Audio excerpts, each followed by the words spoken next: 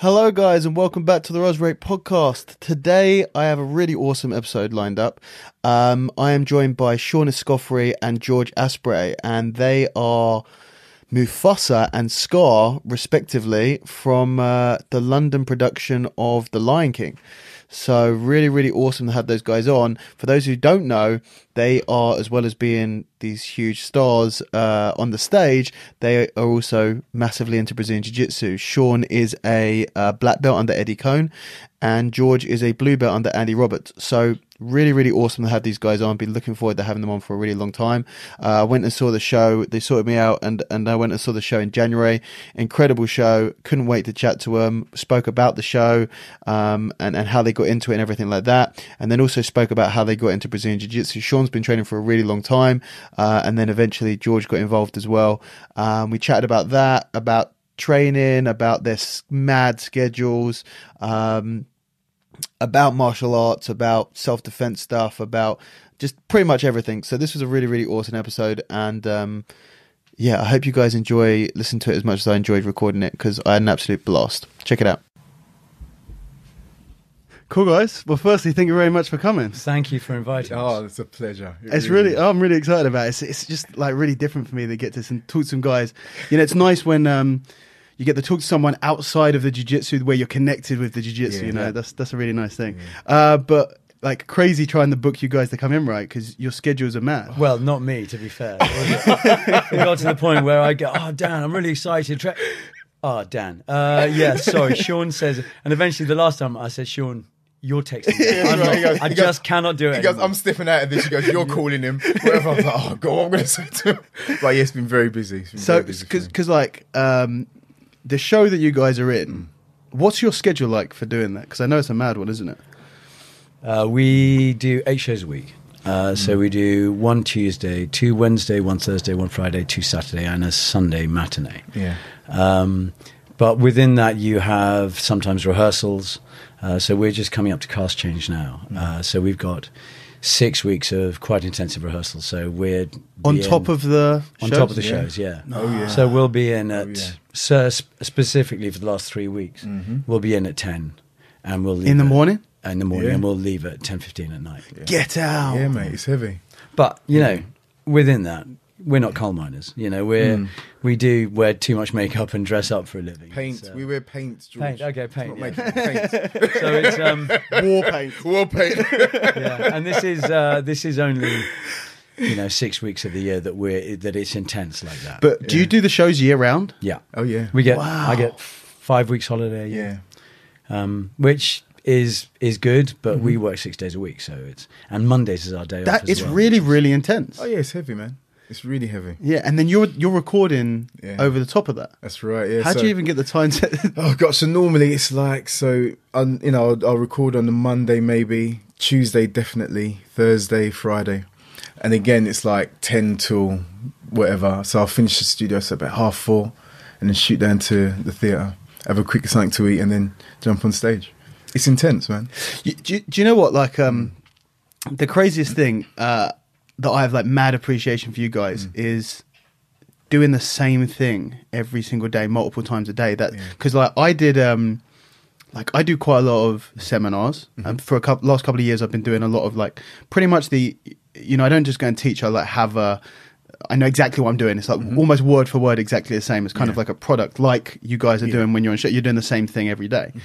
And I do maybe twice a week for 6 months. Okay. And by the end of it, you're almost a little bit, I'm thinking, that must just be very, and it made me think like these comedians who are doing 2 shows a day for months on end, or these rock bands that are doing big tours. But then you guys are doing this for, how long have you guys been doing this? 10 years. 10 years. It's an odd existence knowing at 7:35 in the evening you'll be saying the word Mufasa. Yeah. But the trick is just to keep it fresh, to remember that even though you've done it every night for the last 10 years, this is the first time, probably first or maybe second or third in some cases, but probably the first time that the audience would have seen us. So, and people pay a lot of money to see the show. So it's a huge responsibility to keep it fresh for them. And also, the more you keep it fresh for yourself, the more fun it is. I go out on stage. Okay, there's a time when you're on the train going in, you know, the kids have been playing up, you know, you've had an argument or whatever, and you just go, I don't want to work tonight. But then, honestly, and then the makeup's a bit of a hassle, the costume's a bit of a hassle. How long does it take to get into that? Well, the makeup takes about 35 minutes. Okay. The costume takes about 20 minutes. Yeah. I mean, I can't actually dress myself. Sure. I know, man, my age, it's a bit for those who haven't seen it, like the costumes are one of the coolest things about the whole thing. It's just insane. And of course, mine has mechanics in it and everything like that. But the moment you step on stage, in fact, I stand at the side of the stage while Circle of Life happens, the opening number. Yeah. And Shaun's up there. Give you a little nod. We give each other a little nod, and it's like, time to go. Yeah. And I'm just every night filled with wonder. And I step on stage, and you're performing in front of 2,500 people every night. We run to 93% capacity throughout the year. Yeah. Wow. Which is unheard of in the West End. Yeah. But also it's that switch that we... Yeah. And but you can't help it. It is such such a buzz. It's such a buzz. Yeah. And that's where the correlation comes, I suppose, with competing. Well, you know, like when you're talking about this, that's what I'm thinking. I'm thinking, man, this sounds like exactly like people talking about stepping onto the mats for competition, where you have, you know, you're conditioned to. For some people, it's when they hear their name being called to the warm up. Sometimes it's stepping on the mat. Sometimes it's weighing in. Like when you do that, and then you're switched on, and then you're just playing the game. So it's really, really interesting. Because funny enough, my manager was saying the same thing. He says, you know, Shaun, he goes, you get on stage, and you just become this different creature. You become this different thing. And I thought about it. I was like, yeah, actually, you know what? It's like we approach it in a very kind of.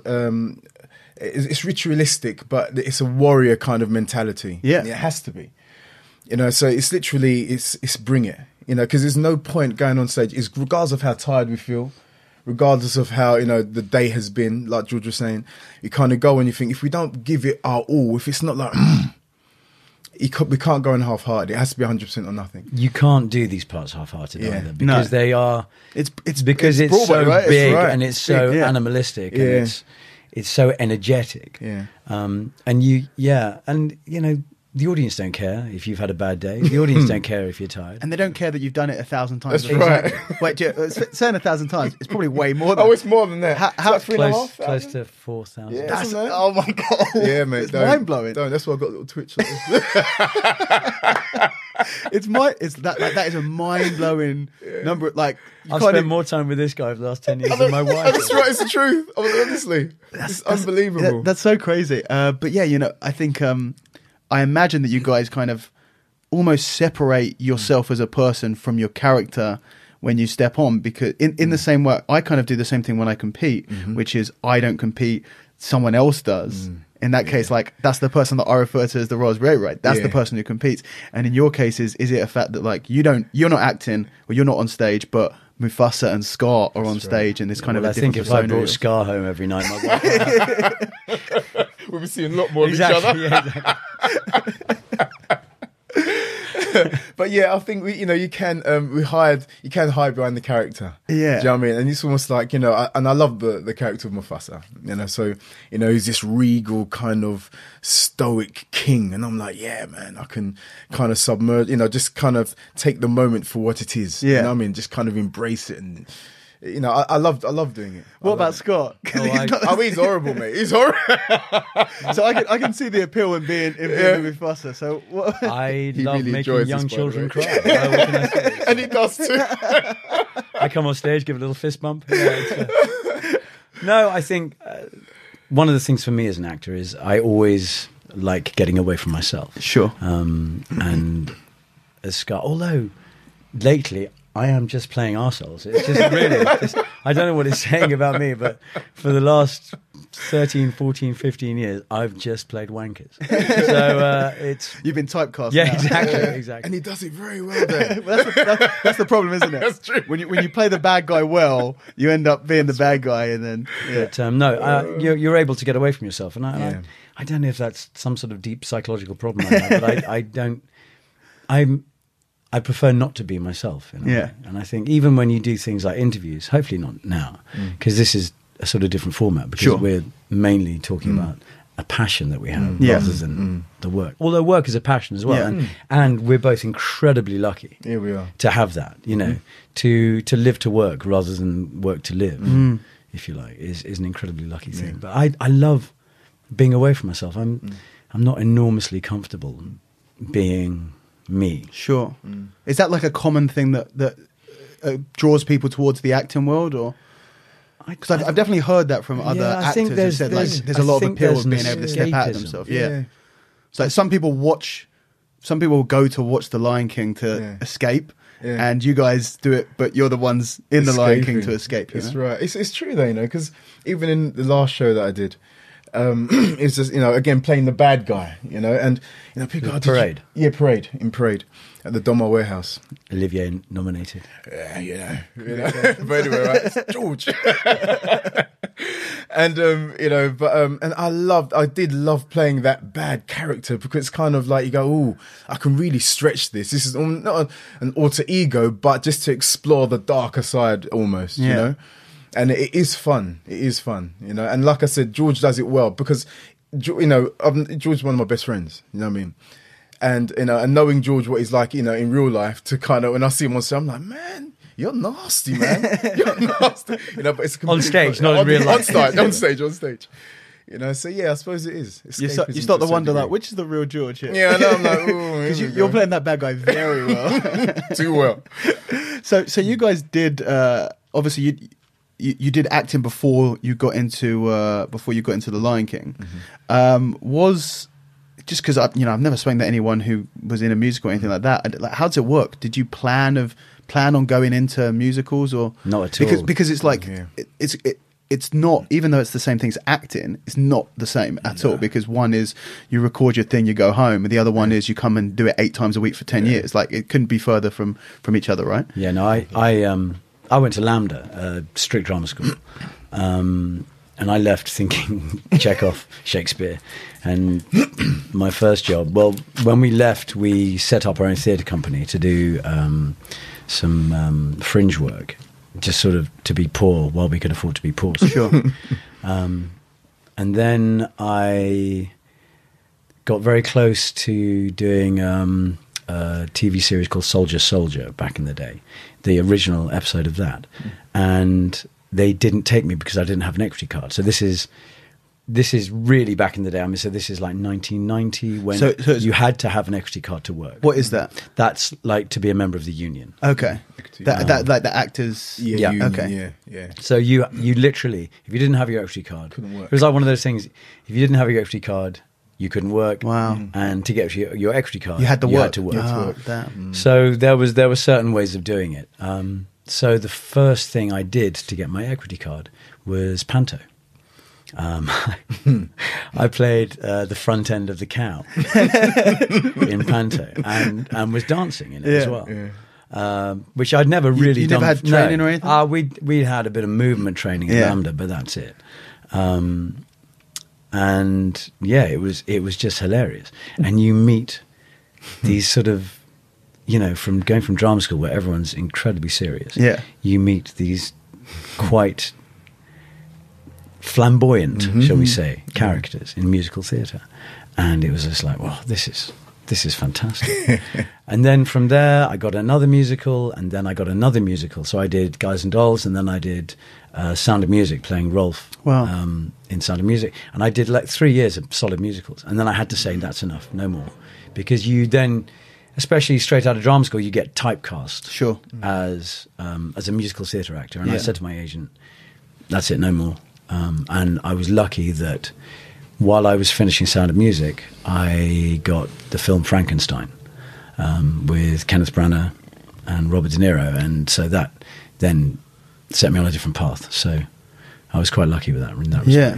Yeah. And then how long was it that you were doing stuff outside of theatre until you came back into Lion King? I'd still keep up with theatre, but I do straight plays. Okay. So I did a lot of Arthur Miller plays and stuff like that. But it was 2006 when I got a call to do Chicago, the musical, playing Billy Flynn.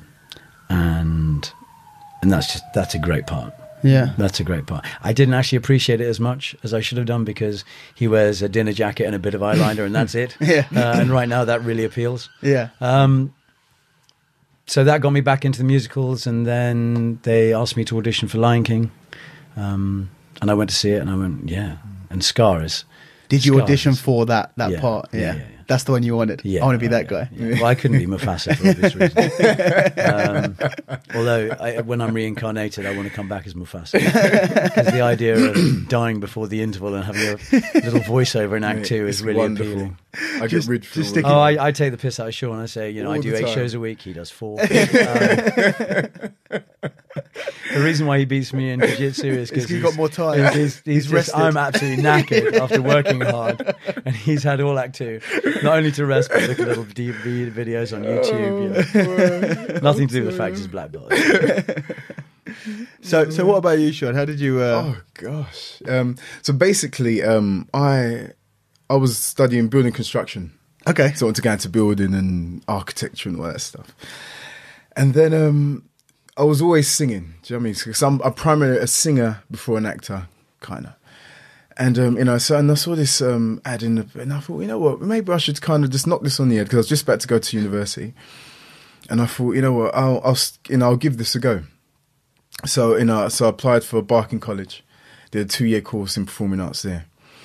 But my mind was always to be a recording artist. It's always kind of, writing songs and, working with producers and getting out there and doing gigs, etc.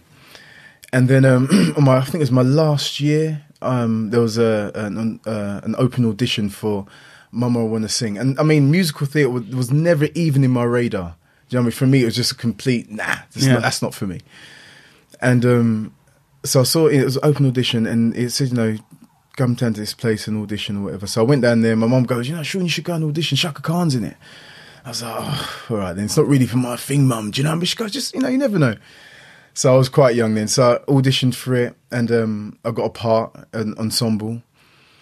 And literally, it kind of just went from there. So it's not even like I can kind of say, right, I masterminded this thing. An agent came to see the show, saw me, signed me up.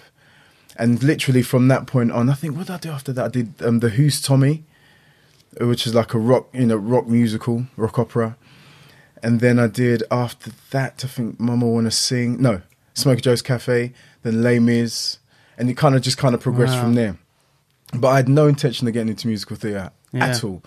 And the thing is as well, is like, again, it's that thing of like, when you first start your first shows, that kind of flamboyancy is like, it was a complete culture shock for me.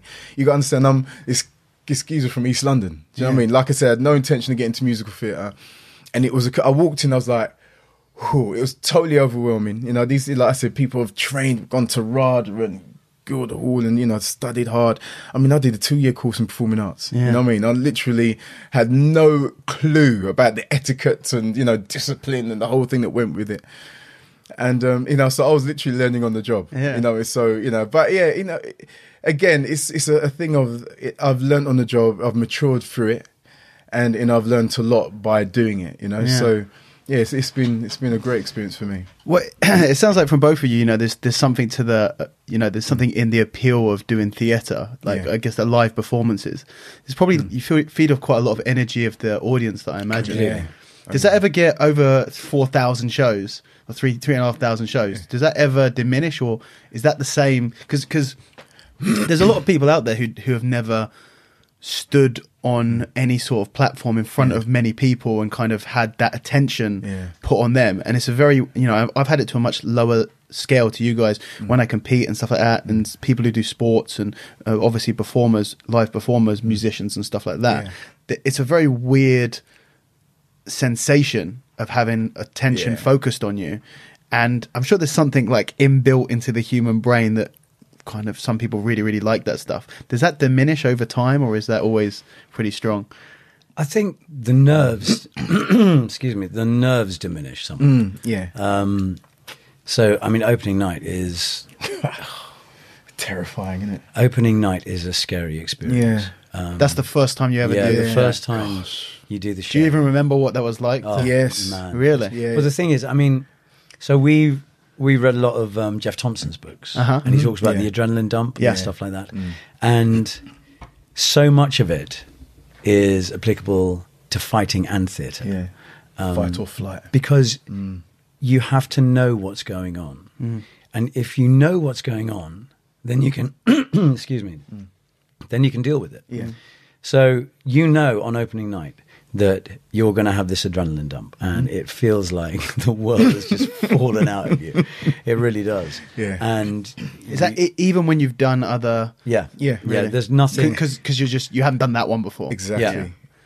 So obviously that, I mean, you couldn't do that every night. I imagine it's the same with competing. You couldn't have that adrenaline dump that you have on your first competition every time you compete. Otherwise, and you know what? I think some people do. You know, I think some people have. There are some people who they compete. They found, you know, everyone's nervous the first time they compete, and then it slowly diminishes as they learn how to kind of rationalize it. They get used to it. I think there are people out there who never ever. It never, you know, it never diminishes. That's right. And those are the people like, you know what, I don't like competing. There are actors who are exactly the same. You hear about people who throw up every time they go on stage. I'm like, choose another profession, you know, really. But the excitement of stepping on stage, that never diminishes. I love it. And the audience have a huge part to play, actually. If anyone comes to see The Lion King, you have a huge part to play. You know, sometimes you get audiences that are quieter than others, and we rely on feedback, especially with live theatre. That's what's so lovely about it, because there is a relationship between you and the audience, and we rely on the feedback. We rely on the laughs. We rely on people not looking at their phones. Because I'm here to tell you now, everyone out there, when you go to theatre, you may think that you're surreptitiously looking at your phone in the audience, see you. But you are like a beacon of light. It's a glowing light in the darkness, right? An oasis of light in a sea of darkness. But and also, I suppose, as well, you know, like, you know, for example, jumping on stage with the band, for my, you know, doing the music thing. Like, for example, a couple of weeks ago, I did a gig in Newcastle. And it was a corporate gig, and, you know, people were just kind of there for their own event, whatever. And so I walked on stage, the band were amazing. And I thought, you know, these people haven't really come to see me. You know what I mean? But my job is either to win them over and enjoy myself on stage. But, you know, and like you said, to get the audience participation. But part of it as well is to kind of win them over, to kind of get their attention and say, look, you know, look at this. And so, you know, they were kind of whatever, and, you know, a lot of them were despondent. They weren't really kind of, and I was like, okay, you know what? By halfway through the show, I'm hopefully I can kind of win you over and get you on my side and draw you in. And that's part of the craft as well, to kind of win them over. You know, and that's part of the battle. So like you said, you know, so we step on stage, like I said, it's that excitement of, they might not like me, they might do, they might not, but it's having that kind of, again, that warrior mentality of, so be it. Let's see what happens there. We're going to have fun here, regardless. It's a bit of a challenge as well. Exactly. Do you have a lot of people, you know, so, you know, you mentioned it already, but do you really have, like, you'll come back and you go, well, that was a good audience. That was a good absolutely. night. Oh, really? And it's slightly different for me, because I'm not performing my own material. I'm performing someone else's material, and we know the material. Of course. So it's tried and there's nothing more out of your hands a little tried and tested than The Lion King. I imagine for Shaun, it's like a comedian going and doing his own jokes. You know, you never know. There's a lot more pressure land on you. 100%. So I get, you know, so if someone's written something and then you're performing it, you're nervous because the performance, and the writer's nervous because how bad, you know, how good the material goes down. Right. You're both of those things when you're performing your own stuff. Right. Yeah, that's right. You know, so, you know, so it's a double whammy, you know, and also it's that thing of, like, so we can hide behind the characters. I mean, for example, me and George on stage, I believe that we have a great chemistry. You know, because I know him and he knows me, and then on stage we kind of know what works and what doesn't. And when you kind of doing your own material, like you said, you're bearing your soul to a degree, because the songs are from personal experience. You're explaining what this is about and what it isn't about, and hopefully you kind of get some kind of synergy between yourself, the material, and the audience. You're pretty much on your own out there as well. There's no sort of partner in crime. That's right. you know. So it's a safe environment.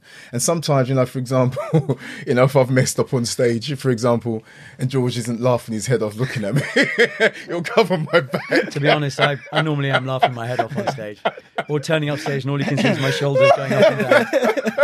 It's happened a few times, trust me. You know, when I came and saw the show, and you guys were telling me a couple of anecdotes about stuff that's gone wrong. So, do you want to share some of those? Because some of them are. Oh, can I go first? 'Cause I think I've made the biggest ones. I feel like it's going to be 1-for-1 here. Oh, mate, there's one time I was on top of the rock. I mean, the most exposure. You know, I remember. And so I'm on there with little Simba, and I'm, you know, the lines are whatever they are.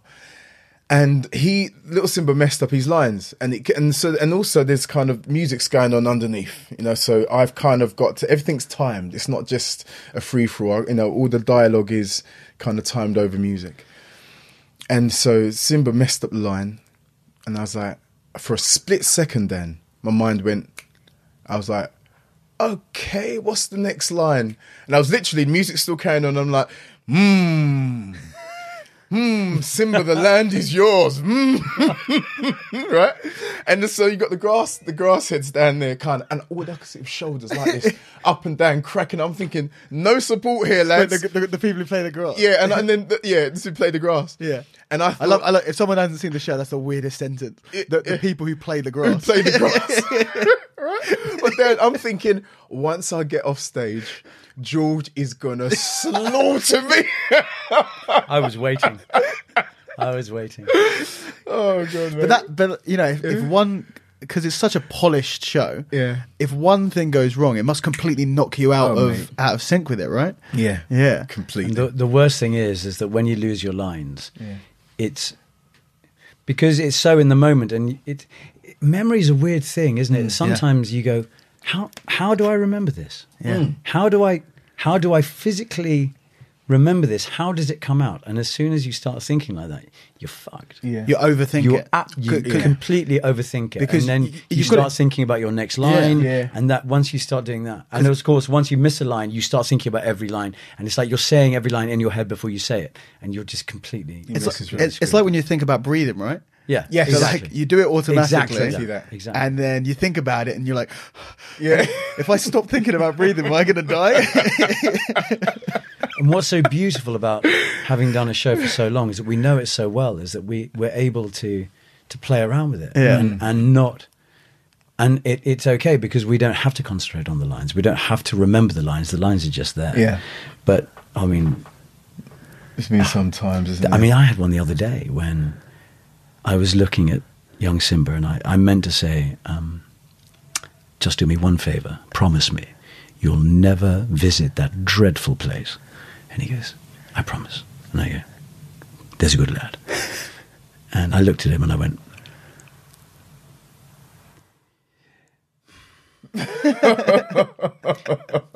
honestly, I couldn't have told you what my name was at that time. And I looked at him and I went, you won't do that, will you? And he said, no, I won't.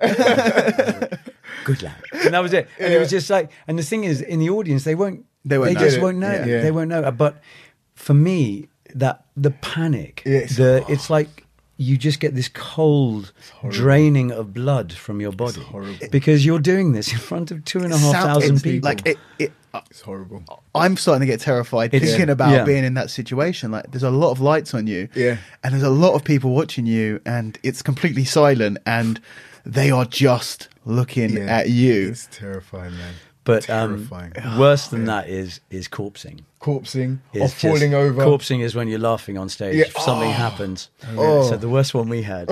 I'm not sure I should tell it. Okay, I'll tell it. So there's a time in the Stampede when Mufasa saves the kid and takes the kid off stage, and then he climbs up the side of the canyon. Yeah, I know what you're going to say. So now I'm on a lift at the top of the canyon, and I stick my head out and Scar.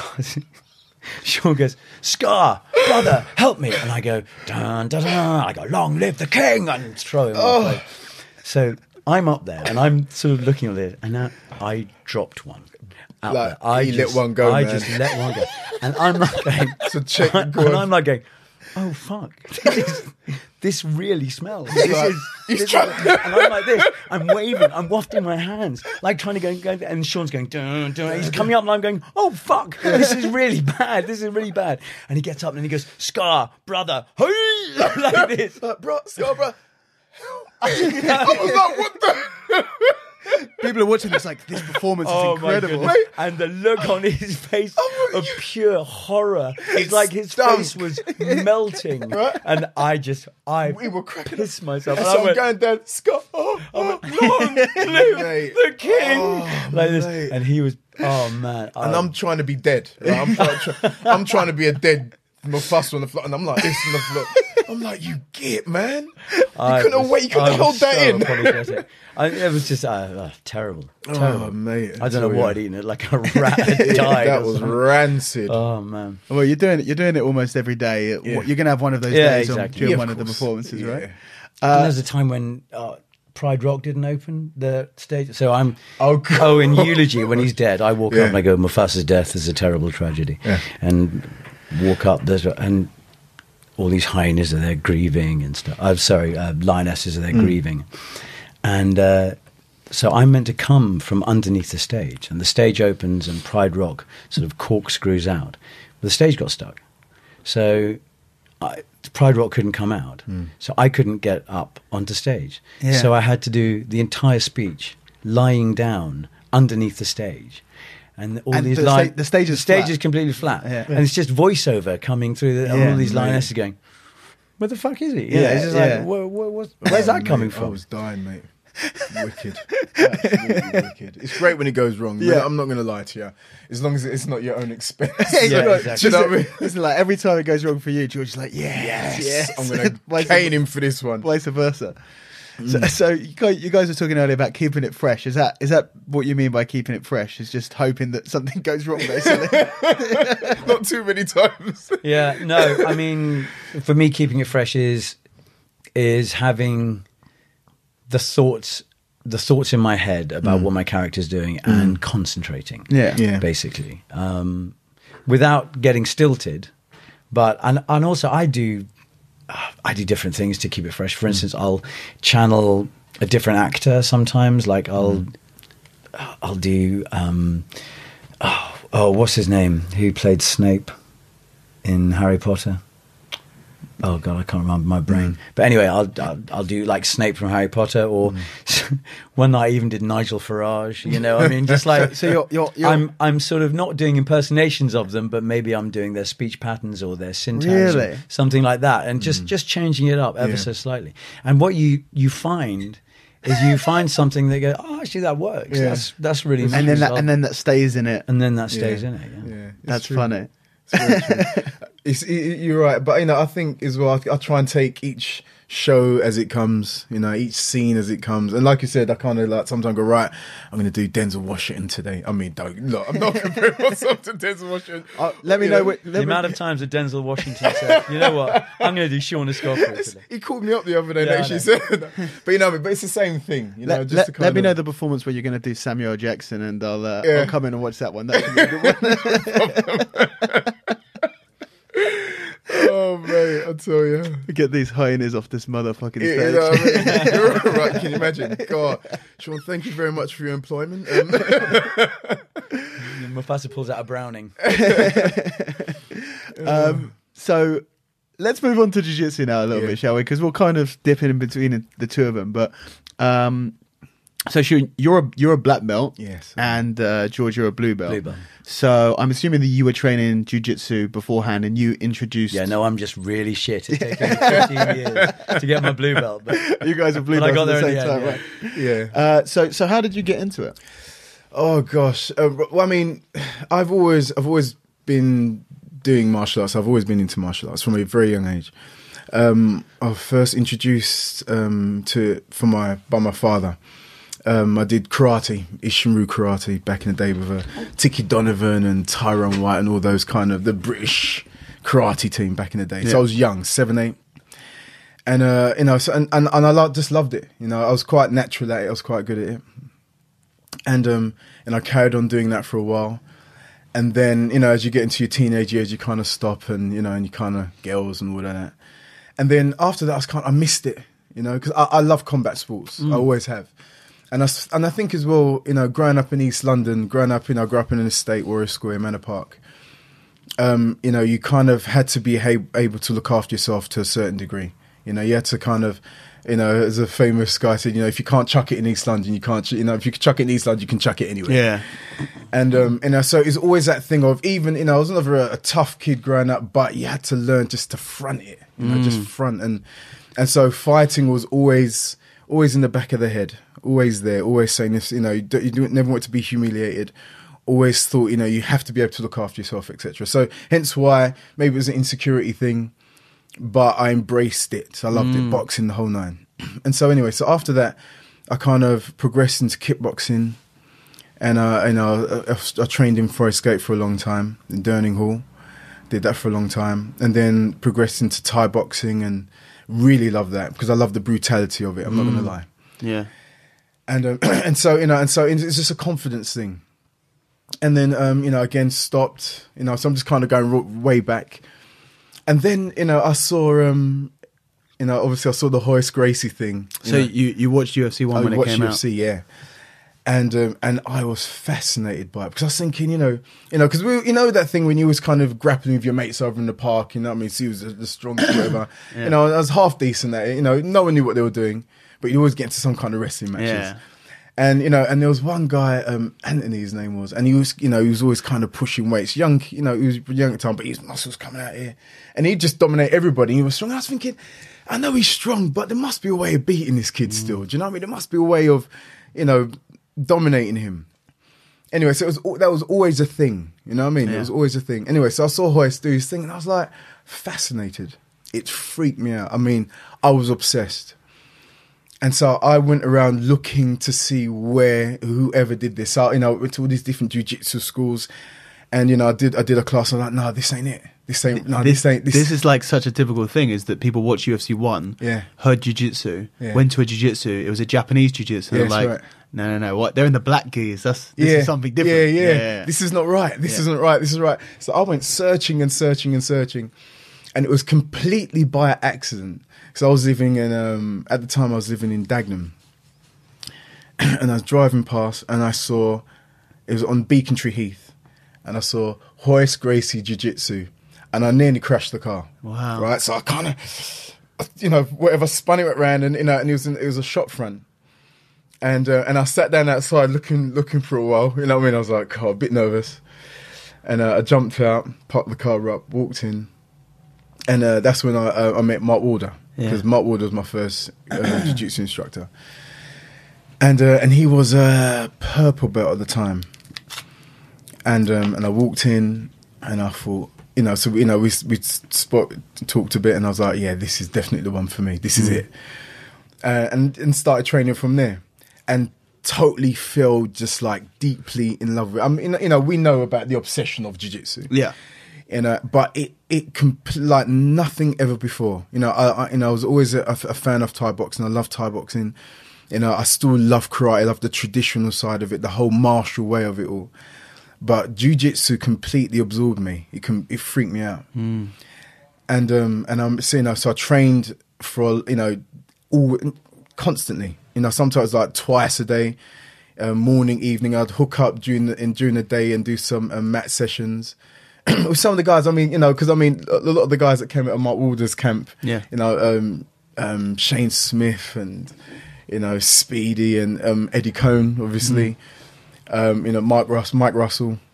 Trained with all of them, back in the day. And then I had to step back because of musical theatre, music. I signed a record deal, and it kind of took me, I was travelling all over the world, whatever, and I was gutted. Yeah. So I stopped for a good period. So I got to about white belt, maybe 3 stripes, and I was progressing quite nicely. So basically, I stopped for a good long period of time, and I never stopped thinking about it. You know what I mean? So during that time, I'd entered loads of competitions. I'd won most of them, or all of them. Most of them, well, all of them. But the thing is, I was a white belt, but I was a lot bigger as well. Yeah. I loved it. Yeah. I was obsessed by it, and so when I stopped, and then I'd go back maybe once or twice. I'd see Shane and Mike Ross. I think Mike Ross was like a purple belt at the time. When he started, he was a white belt when I first met him, and Eddie had kind of come and gone. And, so the whole thing was moving on, and so I was like, okay, maybe, jiu-jitsu's passed me by, but I was heartbroken. I'm not going to lie. And then, just kind of, I met up with Eddie maybe 7 years later. Wow, it's a big break. A big break. Eddie Cohn was a black belt by then, definitely. And I was like, okay, this is cool. But I'm missing a big chunk, actually, because even during that period, I would travel all over the country. I was doing, Andrew Smith. Do you know Andrew Smith? Evolution Fightwear. Yeah. Yes. Yeah. So me and him, would go all over the country. all the kind of fringe mixed martial arts events at the time. Again, it was at the baby stages. Yeah. No one knew anything about it. It was brutal as far as people were concerned. So during that time, I'd be hanging out with Dan Hardy before. Dan Hardy was a blue belt at the time, he said. We were talking to him. Semtex daily. I remember Semtex, he came to me and goes, Shaun, how do you think I did? I was like, I can't remember what fight. I said, I thought you smashed it, mate. You smashed it. I was having these conversations with these guys now that are kind of the high echelons of the sport, you know? Yeah. And so, it was really kind of grassroots level at the time. It was in its infancy completely, and so I was really kind of in it, and I remember even starting, I wanted to compete. I wanted to go into the cage. I wanted to kind of get involved in it properly. And like I said, stepped out, and then the music industry kind of took over and whatever. And suddenly when I met Eddie Cohn, after a long time, he goes, Shaun, come back, man, come back. And I was like, okay. And no, actually, Eddie gave me my blue belt a good 5-6 years prior to seeing him again, because it's been a long time. Yeah. And he goes, because I heard, you've gone to competitions, you've beaten all the people. And he goes, what? He assessed what I was doing. He goes, what? Yeah, you're definitely blue belt level. And then I left him, I didn't go back for a while, and then came back, and then that's when it kind of just kicked in again. I thought, right, I'm not stopping until, it's going to be. How long ago was that? A good 8 years. So you'd already been doing Lion King for a couple of years at that point. Yes, yeah. So kind of by then you were in a more just as busy but stable. You knew what was going on. That's right. So you could start the work around it. That's right. Yeah, that's right. I could kind of, it wasn't slipping out of my hands. I could kind of schedule it. I can go right. I can train on this level. At this such and such a time, and get on with it. Yeah. Yeah. And then when did you introduce it to George? I think I was going for my purple belt, wasn't I? No, you were going for your brown belt. I was going for my brown. So Shaun comes in to make up one day. Sorry, it's never good. Paint. On Jiu-Jitsu podcast. Comes into make up. We're getting our face painted. Yeah. And he goes, I got my purple belt. And we're like, whatever. Purple belt. That's the whole thing with Jiu-Jitsu is like, every other, because it's so much harder to get belts. Yeah, exactly. Your blue belt's the equivalent of the black belt. Yeah. Unless you're a black belt, you have like a world champion brown belt who's one of the baddest guys around. Yeah. And you're going to hairdressers and they go, what do you do? And you go, I'm a brown belt. Brown belt. Yeah, no. My niece is 7. She's a black belt. And you're just like, don't even start. Not even that. I've done judo, and there's no such thing as a purple belt. Yeah. So You're thinking he's making up belts, right? I wish more than anything I could go back in time and be happy for my brother, because it's such an achievement. Yeah. But a couple of years later, we're in March 2014. Mm-hmm. Now the end of 2013, I found myself getting a bit out of shape. I'd always trained. I'd always played sport as a kid. As I said, I'd done judo as a kid. I was actually taught by Neil Adams at the Budokai. No way. Yeah, and this is before Neil went to the Olympics as well. So this is because I'm really fucking old. So yeah, and I was a kid. I was like, I don't know, 7 or 8, and I did it for 3-4 years and got my green belt, I think, in judo. And then I went to boarding school, and they did judo there, but only for the two older classes. So it's like only for 13-year-olds. And I was like, I think I was 11 when I went there. And of course, I had my green belt on. They were all like yellow and orange belts, but I've always been quite small, so I was about 2 feet smaller than these kids. They were huge, and I just got this shit kicked out of me. And I just went, I'm not doing this. This is just stupid. I mean, honestly, I was getting really badly beaten up. Yeah. And at that age, it's not like, the technique will save you. No, it's not going to. They're physically 2 years more developed than I was. And a very important age when it comes to exactly. Right. And I was just like, this is ridiculous. And I love team sports. I played a lot of cricket, a lot of football, a lot of rugby. So team sports, it was all the way for me. So 2013, we found we were just getting a bit out of shape, weren't we? Yeah, and a friend of ours did this mad thing called the 12-week body plan, which is, I don't know if you know, Ultimate Performance Gyms, Nick Mitchell. Yeah, I recognise the name, yeah. Anyway, so he brought out this book, and Shaun and I said, fuck it, let's do it. Yeah. Let's do this, but let's go absolute balls deep into it. I mean, so we did the exercises absolutely to the letter, pushing ourselves as hard as we could go. We did the eating plan to the letter, and we got absolutely ripped. Really? We got absolutely ripped in 3 months. Yeah. And so at the end of this, I stayed in the gym a lot, but we sort of wanted something else. So in between shows, we found this Krav Maga class. Okay. At Jubilee Gym. That's right, yeah. Now Shaun was still doing his Jiu Jitsu and stuff like that, but I love the sound of Krav Maga. This sounded like, Israeli self-defense. It's such an ezy sell, isn't it? Yeah. People hear that. Absolutely. It's the Israeli Special Forces self-defense. You're like, fuck yeah. We'll do some John Wick shit right now. So while we were doing this Krav Maga class, Shaun said, look, this was March of 2014. Shaun said, look, in September, or actually you thought it might have been July at that time, but it ended up being September. I've got my brown belt grading, and I need to know the Gracie self-defense system absolutely backwards. Yeah. So he said, do you mind helping me with it? And I said, absolutely. So we'd be in my dressing room. We've got a break in Act 2 where both of us are off stage. He has a huge break in Act 2. It's called his break in Act 2 is called Act 2. But I've got like a 20-minute window. And so we'd be there in our makeup doing like, grab my wrist, take it away, grab behind, and then anyway, the dressers would come in at the end, and I'd be covered in Shaun's makeup, just like paint, George, going, paint. What? What are you doing? What have you two been doing? Like, why have you guys? Anyway, I don't want to know. Anyway, so we'd be doing this, and anyway, so for instance, the go up behind, the sort of rear naked choke grab the arm, base down, hips in, and throw him over. Yeah.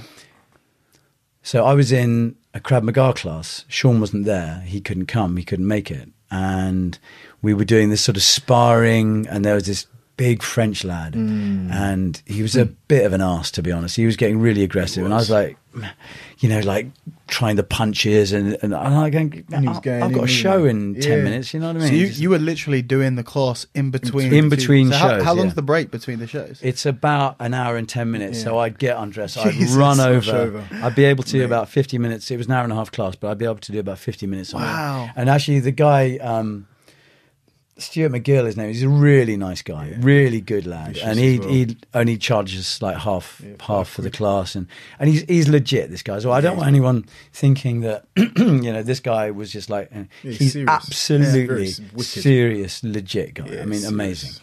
But anyway, this French guy was just going. Anyway, so he was sparring, and he sort of almost hit me, and I just turned my back, and I went, "This is just ridiculous," and he grabbed me from behind in like a rear naked choke, and I just went boom, grabbed his hand, base down and threw him over. No, just sort of automatically. And I was like, oh, you look down at your hands like, seriously, I've got a superpower. I was like, what the fuck happened? And the best thing was looking down at him and the look on his face, like going, what the fuck happened? And I was like, this shit works. This shit fucking works. Yeah. So I went back to Shaun. I was like a schoolboy. I was going, Shaun, guess what happened? Like, I have the power. I have the power. And so anyway, we kept on doing it. And eventually I just got more and more into the self-defense stuff. And Shaun said, look, there's ground stuff as well. Do you want to do some ground stuff? And so we bought literally 4 jigsaw mats. I bought the cheapest gi on eBay. It was a really bad judo gi with, like the white belt with no black tab on it. So just bought that and we do stuff on the stuff. And I just go, I fucking loved it. And I would just try and beat the crap out of Shaun. And it was just like, it doesn't matter. We've got a show in it. We come out knackered, really, absolutely knackered. Just play. And I just, it was just like bruised. And then, of course, it's such a high energy show, though. No, trust me. The thing is, then you get onto the YouTube, and that's it. You're lost. You're lost. Yeah, I mean. So eventually, I was training with Shaun for 6 months. That's right. Yeah.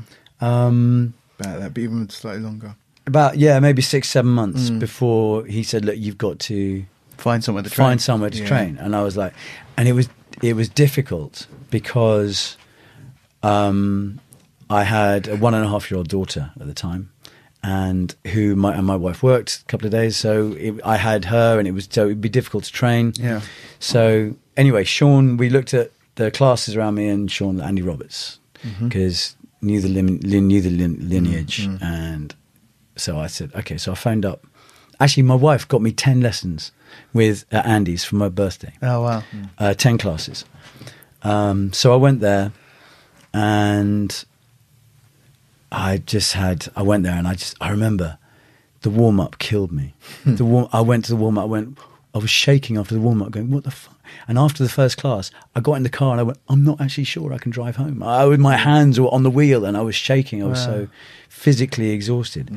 But it was just like the greatest thing I'd ever experienced. It was just, I got a buzz out of it like I'd never experienced before. And I met these just incredible people there and they were so helpful. And Andy was amazing. And anyway, so I couldn't go for another month because there was just no other sort of time frame to go because I was looking after my daughter. And so I said to Andy, I said, look, mate, I don't know how this is going to work because I might only be able to come once a month until my daughter's 5 years old and she goes to school. Yeah. And he said, bring her. And I said, what? He said, yeah, just bring her along, see how it goes. And I was like, all right. So I brought Connie along. She sat sometimes on the mats, sometimes watching the iPad. Sometimes she'd be running around, when everyone's sparring and everything like that. And it worked. Wow.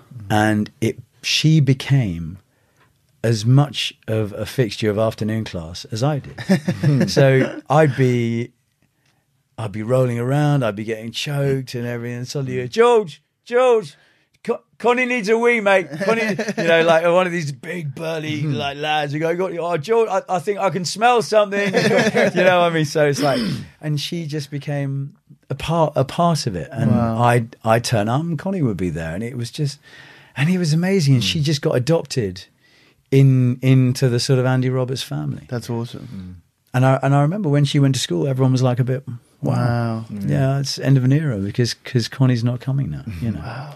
But I was so lucky in my jiu-jitsu journey, A, to find Shaun, who's such a high-level competitor to learn from, and then B, to find Andy, who's just awesome. Yeah. Just been awesome. And is now just a good mate. Yeah.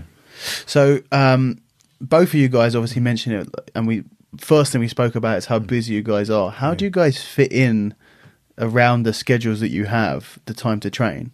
Gosh. So, I mean, firstly, beforehand, I just want everyone listening to appreciate when they say they don't have the time to train. Okay, you probably aren't doing something quite as intense as this. Yeah, I mean, go on. What we do, I mean, because it started off so organically, because like I said, we had that kind of 20-minute thing during the show, And we thought, okay, you know what, we need more time. You know, so that's when, like I said, we introduced the mats, and we went to there's a room in the theatre called the Ambassador's Lounge. We right? got kicked out of everywhere in the every theatre, room. basically. We literally went everywhere in the theatre.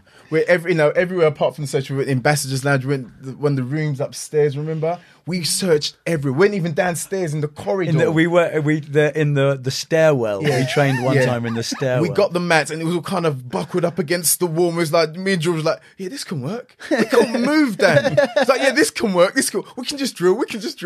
Trying to convince ourselves. Until the problem is we go so hard as well that all the windows would be steamed up. Steamed The up. theatre manager would come in and go, No, boys, I'm sorry, lads. this can't This is just happen." not. This can't happen. Yeah.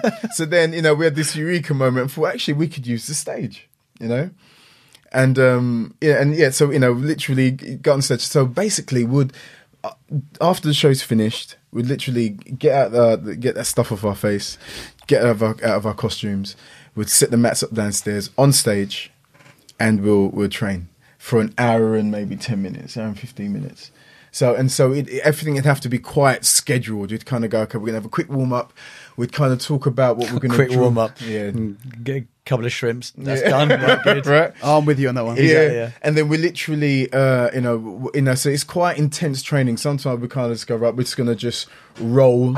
Or George could be looking at something and say, Shaun, you know what, I'd really like to work on this. I've been looking at this. Or I'd go, listen, George, I've got obviously graduation coming up, or, something's coming up. I really need to work on this. The timing has to be firing. And so, so it's literally become a traditional thing in the theatre now, to the point where how many people have passed through our mats now, from the theatre, as in students. So there was Jarrell, and right now we've got Ricardo and Antoine. Now these are guys who are actors in the show. That's right. They're dancers. Yeah. So obviously they see you guys rolling around on the floor on stage after the performance, and they're thinking, well, this looks interesting. Yes. Well, it's not just. I mean, it is a little bizarre. You get people from the cast do backstage tours, like we did. We gave you a backstage tour. Yeah. So you got people in the cast backstage tour. They go, look, here's the Timon puppet. Here's the Zazu puppet. Here's Scar and Mufasa rolling around on the floor. We're just sort of part of it. We're now, a fixture, trust me. But yeah, so it was Ricardo, wasn't it? Who actually it was sort of both of them at the same time. Yeah. Well, Jarrell first. Jarrell first. Jarrell is 5'6", and 2 stone heavier than me. Wow.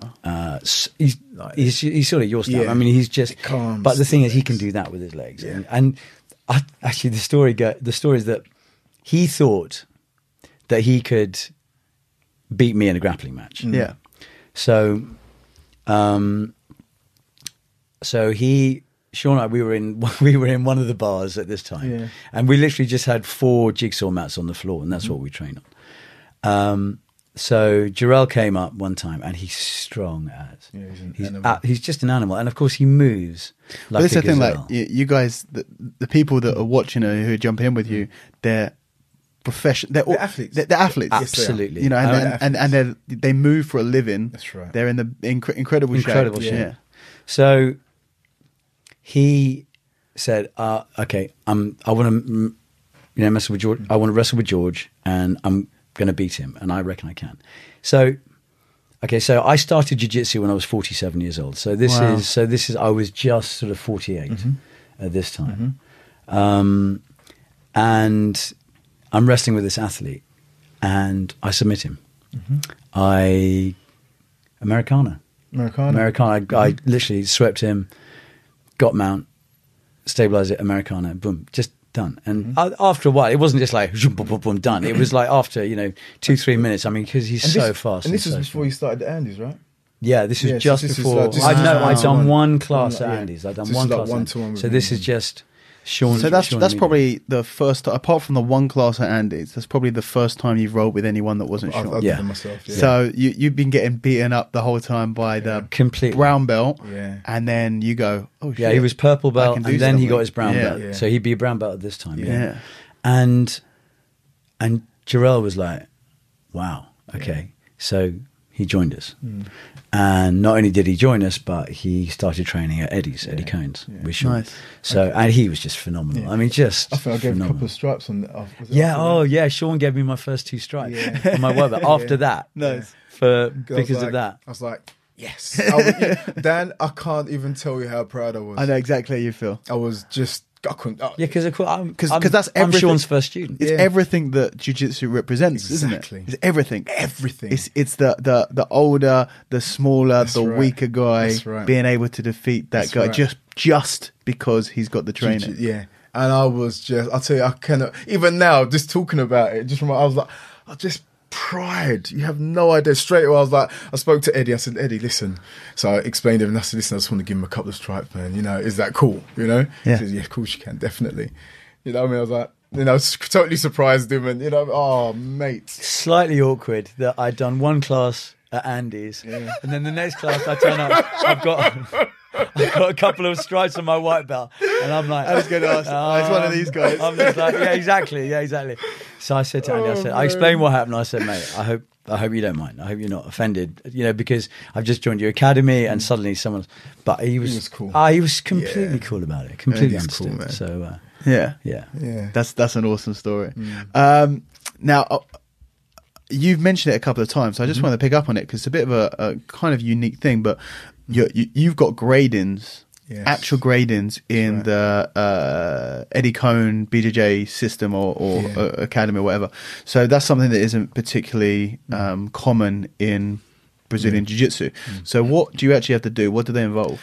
Well, first of all, I mean, oh gosh, it's extremely intense. Really? I mean, my last graduation, it lasted for about 5 hours. Wow. It was just madness. Does Eddie come from a traditional martial art background? Yeah. Because that's a common thing in traditional martial arts, these very long, very hard gradings. Yeah. So I think, and also I think he follows the line of, the Gracie line. I mean, because he got his black belt from Hoyler, didn't he?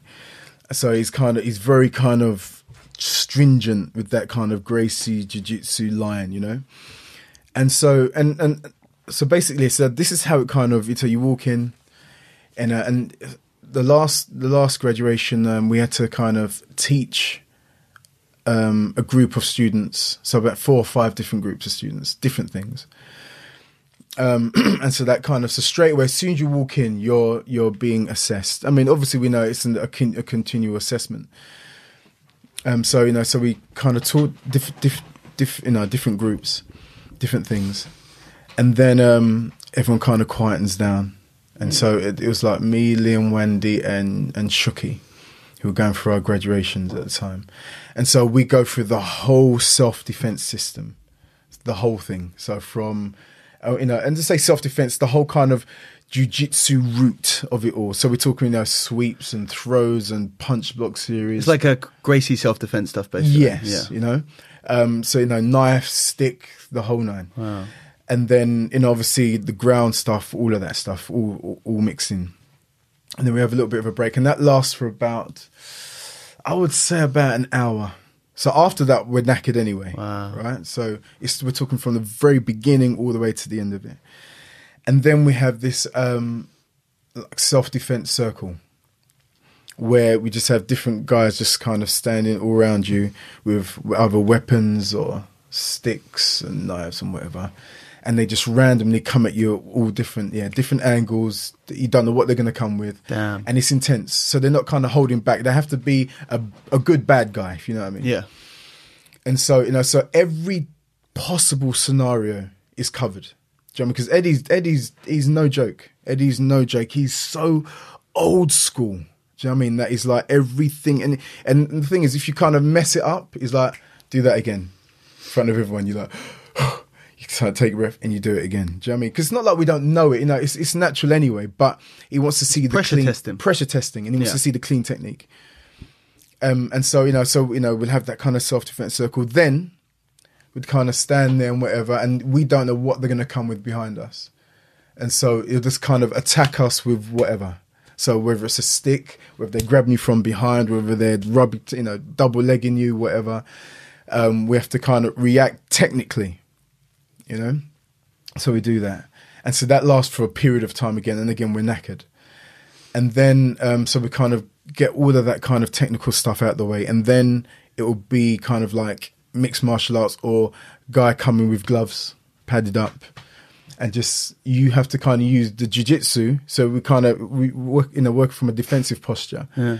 And so they, whether they come with punches or double legs or whatever, you kind of block, get the clinch, take down, submit, whatever.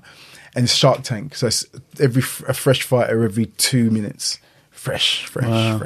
That goes on for a good half an hour, 45 minutes. Wow. So basically, we're literally taken to the point of exhaustion. Yeah. Do you know what I mean? Just to see how well the technique is working. So that's just, so they got gloves and then no gi. So strip the gi off. Again, Shark Tank, fresh guy. We defend, we try and submit, we try and get, posture, fresh guy. Again, that lasts for a period of time. Then it's gi. Again, the same process. It is just unflipping believable. Wow. It's unbelievable. And I know I'm missing out a few things, but the whole process lasted for a good 5 hours. Damn, that's crazy. Yeah. And so, and I remember when I went from the brown belt, I was the only one going for it. At the time, there was other people going for their purples, but I was the only one going for it. So I was in isolation. And that was, again, after I got through that, I was like, Lord, I don't think I can do this again. Fuck. I literally don't think I can do this again, because it took everything out of me. Yeah.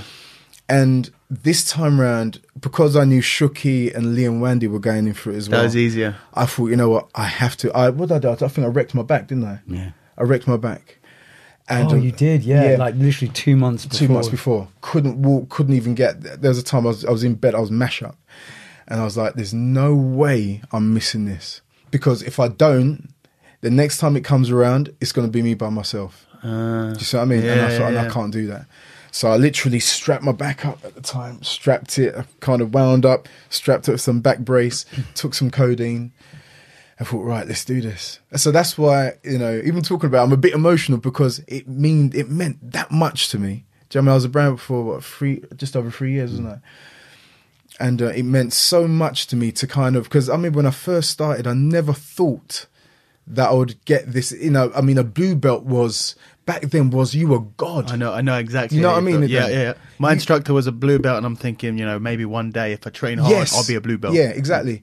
It was unbelievable. People nowadays, they don't realize. Like a blue belt was almost like a black belt. Yeah, you like serious. There was a time where you would walk into academy and there would be less. I've been the competitions. The first competition I went to, they didn't even specify what belt the competition was because there were so few blue belts in the country. Yeah, that's right. They didn't even say it wasn't a blue belt division. Yeah. It was just a jiu-jitsu division. That's right. Yeah. and a blue belt walked in for the absolute. Yeah, and it was like it was a bigger deal than a black belt walking into it. That's right. Because you go to tournaments now and there's loads of black belt fights. That's right. Yeah. But one blue belt walked in and we were looking at each other like, the fuck's going on? That's right. And he beat everyone. Yeah. What would you say the standard between a blue belt then and a blue belt now? You know what? It's a really good question because you think when it was more unique, were they much better? And I think I think it's hard to tell because we had a different outlook. That's right. Back then, you look at that. I remember my instructor Nick Brooks was a blue belt, but he was an encyclopedia of jiu-jitsu. This was the thing: he was an encyclopedia of jiu-jitsu.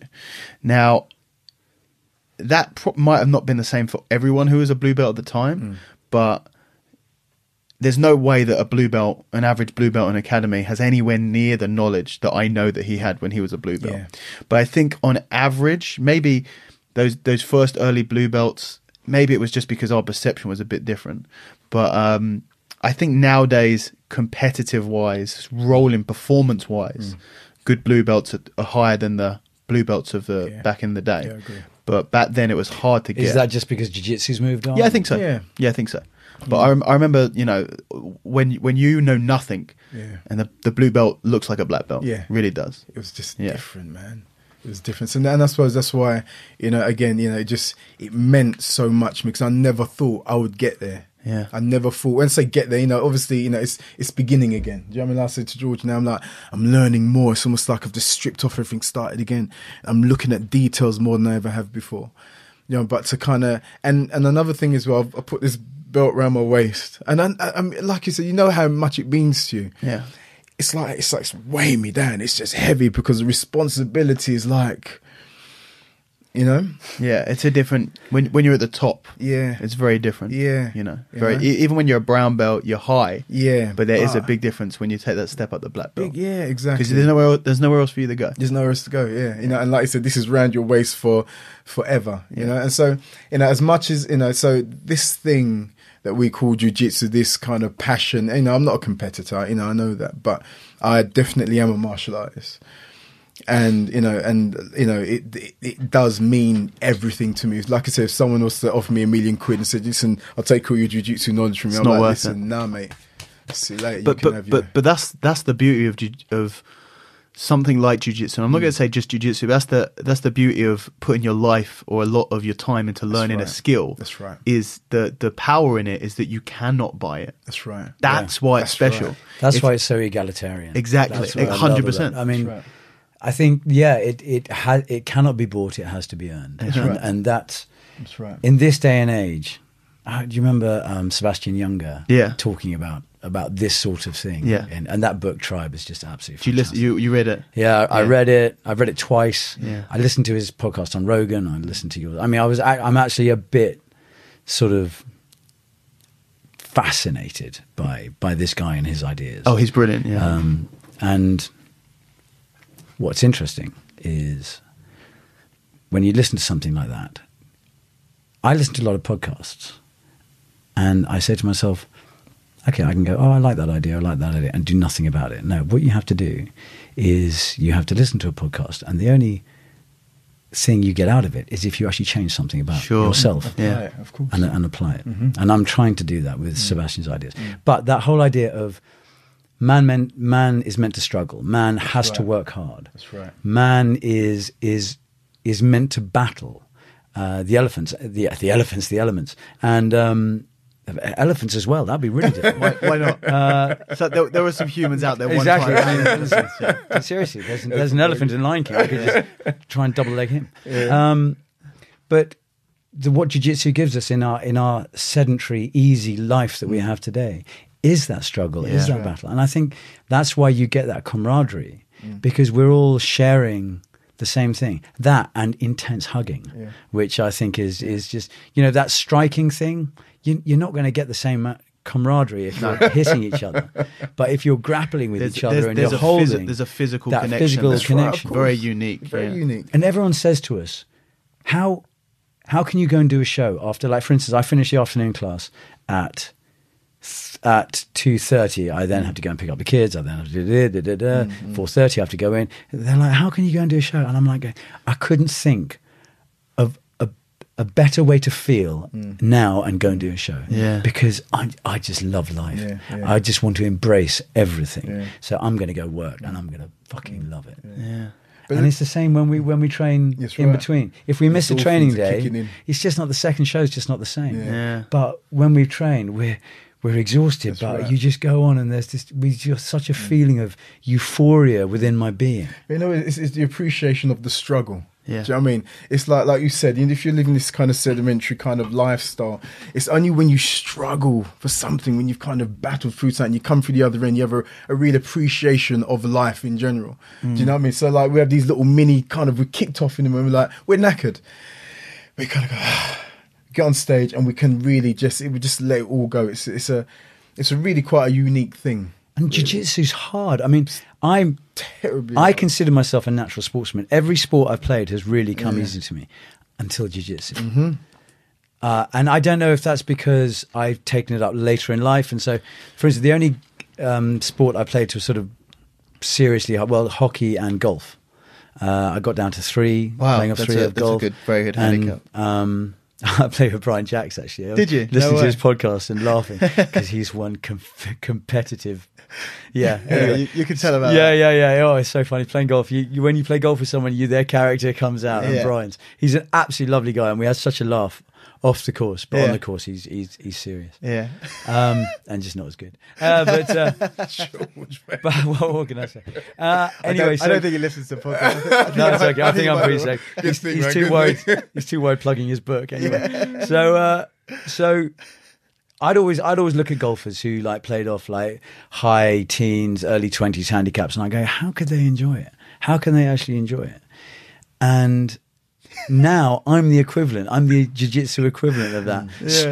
Just like fucking slicing it out of the park. Yeah. But it's the struggle, and the struggle is real, and I'm absolutely loving it. And it hasn't come naturally to me, and maybe I just enjoy it the more because of that. Matt, it's such a good attitude for you guys to have, and it's such a important lesson for people to understand. I think so many people get frustrated with the struggle, and I think a lot with modern society, you get taught to always try and take the path of least resistance. You actually get, because the world is designed to make you comfortable, and therefore people naturally go, well, my natural state is comfort. If there's discomfort, I'm going to steer away from that.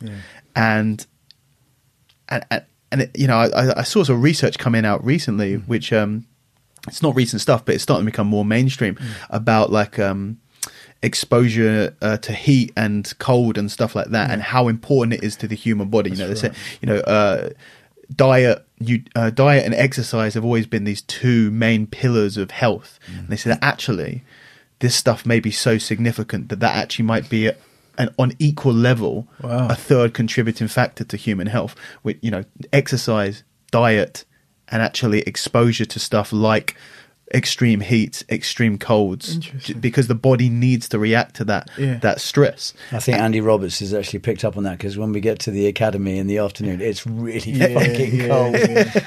Eddie cranks up the aircon and just makes it really hot. Nick used to do that as well when he was training for Brazil in the middle of summer. He closed the door and we'd be dying. He goes, "Fuck you guys! If I got to sweat, you guys got to sweat as well." But I think not just from a physical discomfort and stress, but also for the mental one, you need some of that. You can't go your whole life with being comfortable, and then what a place to have that discomfort than in such a safe environment where you're also learning a practical skill. But I mean, it's like, as Sebastian Younger said, look where comfort has got us. His analogy of used to be in a group of 30 or 40 people and you'd know everyone. Now you can be in a city of millions and know no one. Depression is on the increase. Obesity is on the increase. Suicide is on the increase. I mean, things, there comes a time when you go, things have to change. We have to learn this.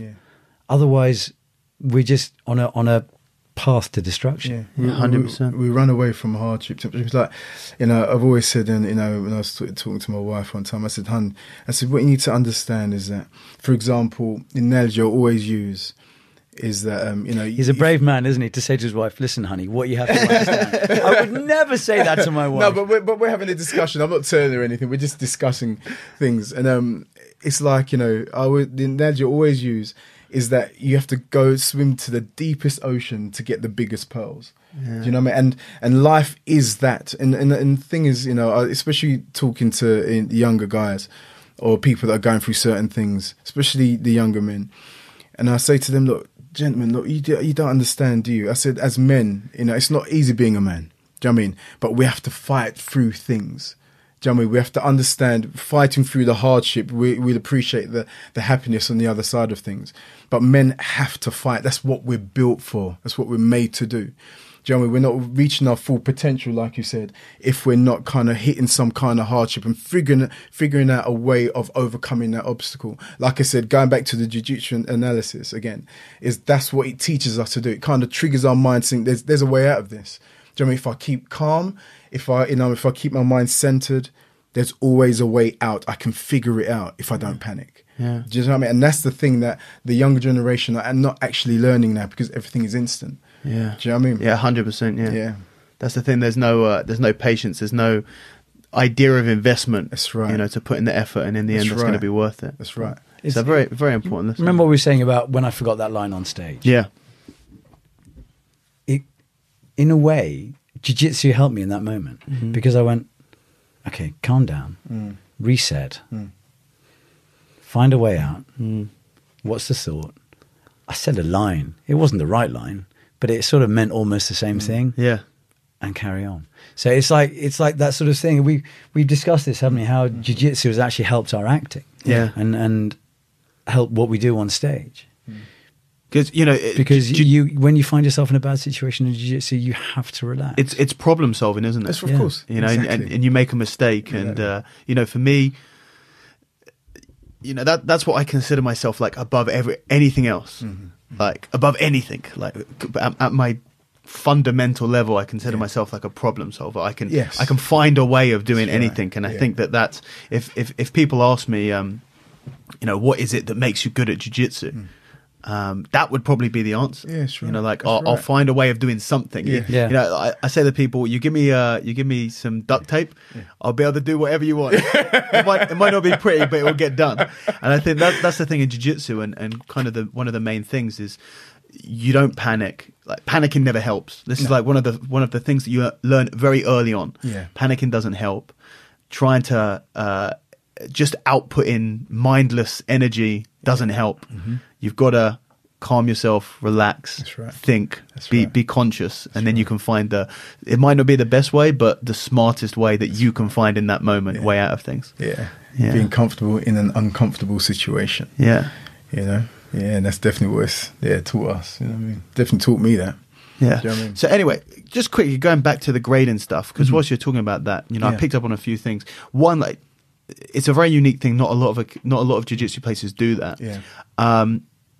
And when I say that, I mean like the self-defense side of it. Like to be honest with you, most of the people that I've spoken to on the podcast do a lot of the self-defense stuff. Right. I think that's probably because the majority of the guys that I've spoke to on here come from a more old school background, so they definitely got a lot more of that sort of, like you said, it's the old school mentality actually you need the self-defense stuff, and a lot of the new school guys go, we actually don't care about that, we just want to do the sport stuff. For you personally, is that as...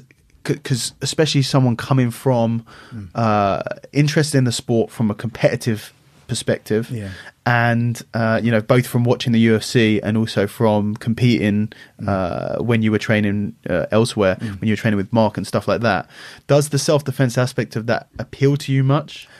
Definitely. Definitely. Yeah. Here we go. Okay, I'm just going to sit back, relax. Definitely. I mean, like I said, coming from coming from the street. I hate that analogy. I really do. But I suppose growing up in this estate in East London, it was very important. That self-defense aspect is. I mean, we put the self-defense kind of thing on it, but that's kind of what it is. And what it is, it's different from kind of having a row. Do you know what I mean? Having a row, you're squaring up with a geezer, you kind of going, come on in, mate, and we're going to go, right?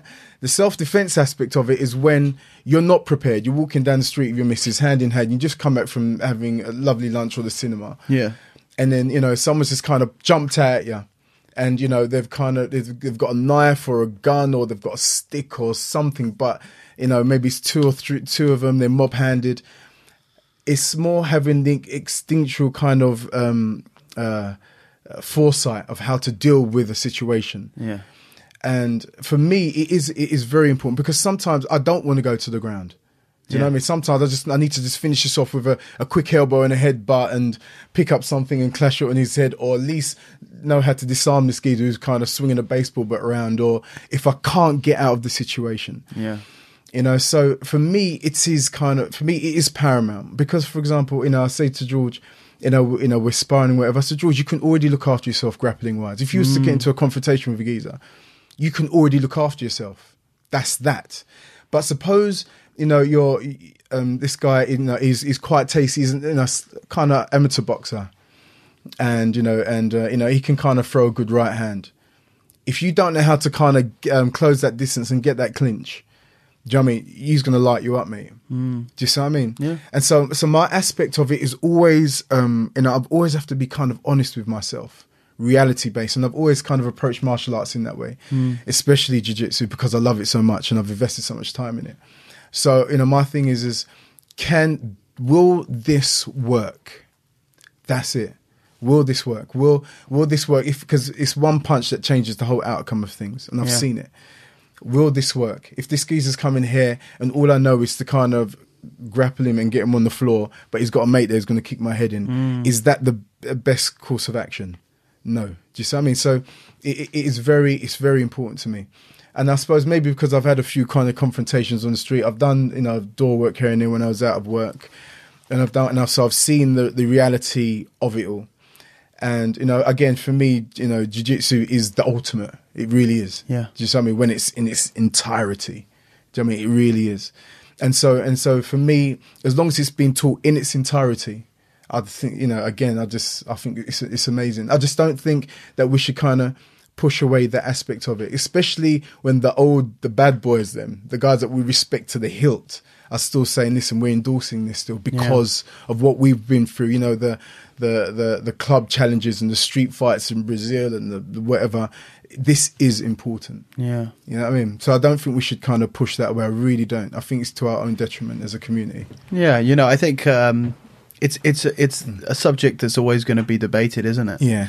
And I think you make some really good points with that. And have you ever used it whilst you've been training that? Have you ever had to use it or ever found it? No, not at all. That's what you hope for, isn't it? Yeah, that's what I hope for. I mean, I don't want to get into any more confrontations at all. I've had enough. Do you know what I mean? I've done it all. It's all good. My thing, I literally am a man of peace.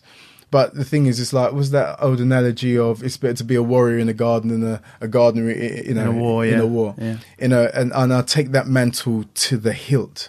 My thing is, being a man, especially in this day and age, I need to make sure I can look after my family in whatever kind of capacity that kind of encompasses.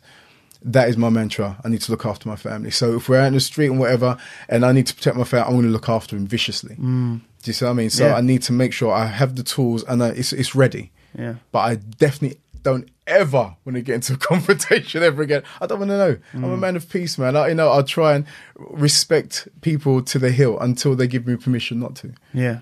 Yeah, totally get that. Totally get that. What's your thought on it, George? Yeah. Okay, I'm a 4-stripe blue belt. To be honest, I have views on it, but I don't consider my views to be as relevant as say Shaun's or yours. But for what it's worth, Andy always starts class with a self-defense technique. Really? Yeah. Either a takedown or he gets the knives out, or we do. Oh, so you do. Yeah. And of course, twice a week I train with Shaun, and we do proper, full-on self-defense sparring. Okay. So, for instance, this last week, we've been practicing pulling guard in a fight. Yeah. And when you go for the clinch and someone's big and strong and they push you away, and you pull guard and you jump back and then get into what he calls the punch block series. You grab the head control and arm control. Yeah. So we're doing this with Shaun. So he's a big lad, and so he sort of plays the sort of bad guy really quite well for someone who plays Mufasa. It switches around. Exactly. Yeah. So I do train it. Having said that, it's not the reason I train jiu-jitsu. Yeah.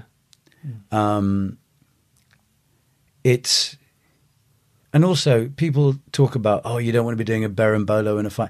Who's going to do a fucking berimbolo in a fight? Yeah. I mean, really. I mean, if you think, what are the first things you learn as a white belt? Probably mount escapes, mount control, Americana, trap and roll, all this sort of stuff that is going to happen in a fight. Yeah. So basically, if you've got someone who's like a 4-stripe white belt, they're going to be able to handle themselves in a fight. They're not going to try and do a berimbolo. They're not going to try and do an Imanari roll into a leg lock. But to be honest, if they did do an Imanari roll into a leg lock, someone's going to go, what the fuck's that? And by the time they say, what the fuck's that? Their ankle's broken. Yeah. So that'd be fucking badass. If someone can does you that, imagine? Can you imagine? They do like a roll and just rip the guy's knee apart. Well, it's like what Goddamn. what Rory McDonald tried to do to Robbie Lawler. Do you Yeah. remember when they squared up? That amazing fight. Oh yeah. He did Imanari roll. And I was like, what the fuck is that? Wicked, But I mean, mate. so people say, it can't be used in MMA. Well, yeah, it actually can. So I think there's a lot to be said for the self-defense. And people like Maurizio talk about it. And who am I to disagree with Maurizio? I mean, the guys, I met Maurizio. Yeah. He came to see the show. And do you know what? I've worked with some incredible actors and some really big names. I've never been more starstruck than when I met Mauricio Gomez. He's definitely got an aura about him. This has nothing to do with the self-defense thing, but I'll get back to that. But did I tell you the thing that we did with Shaun? No. So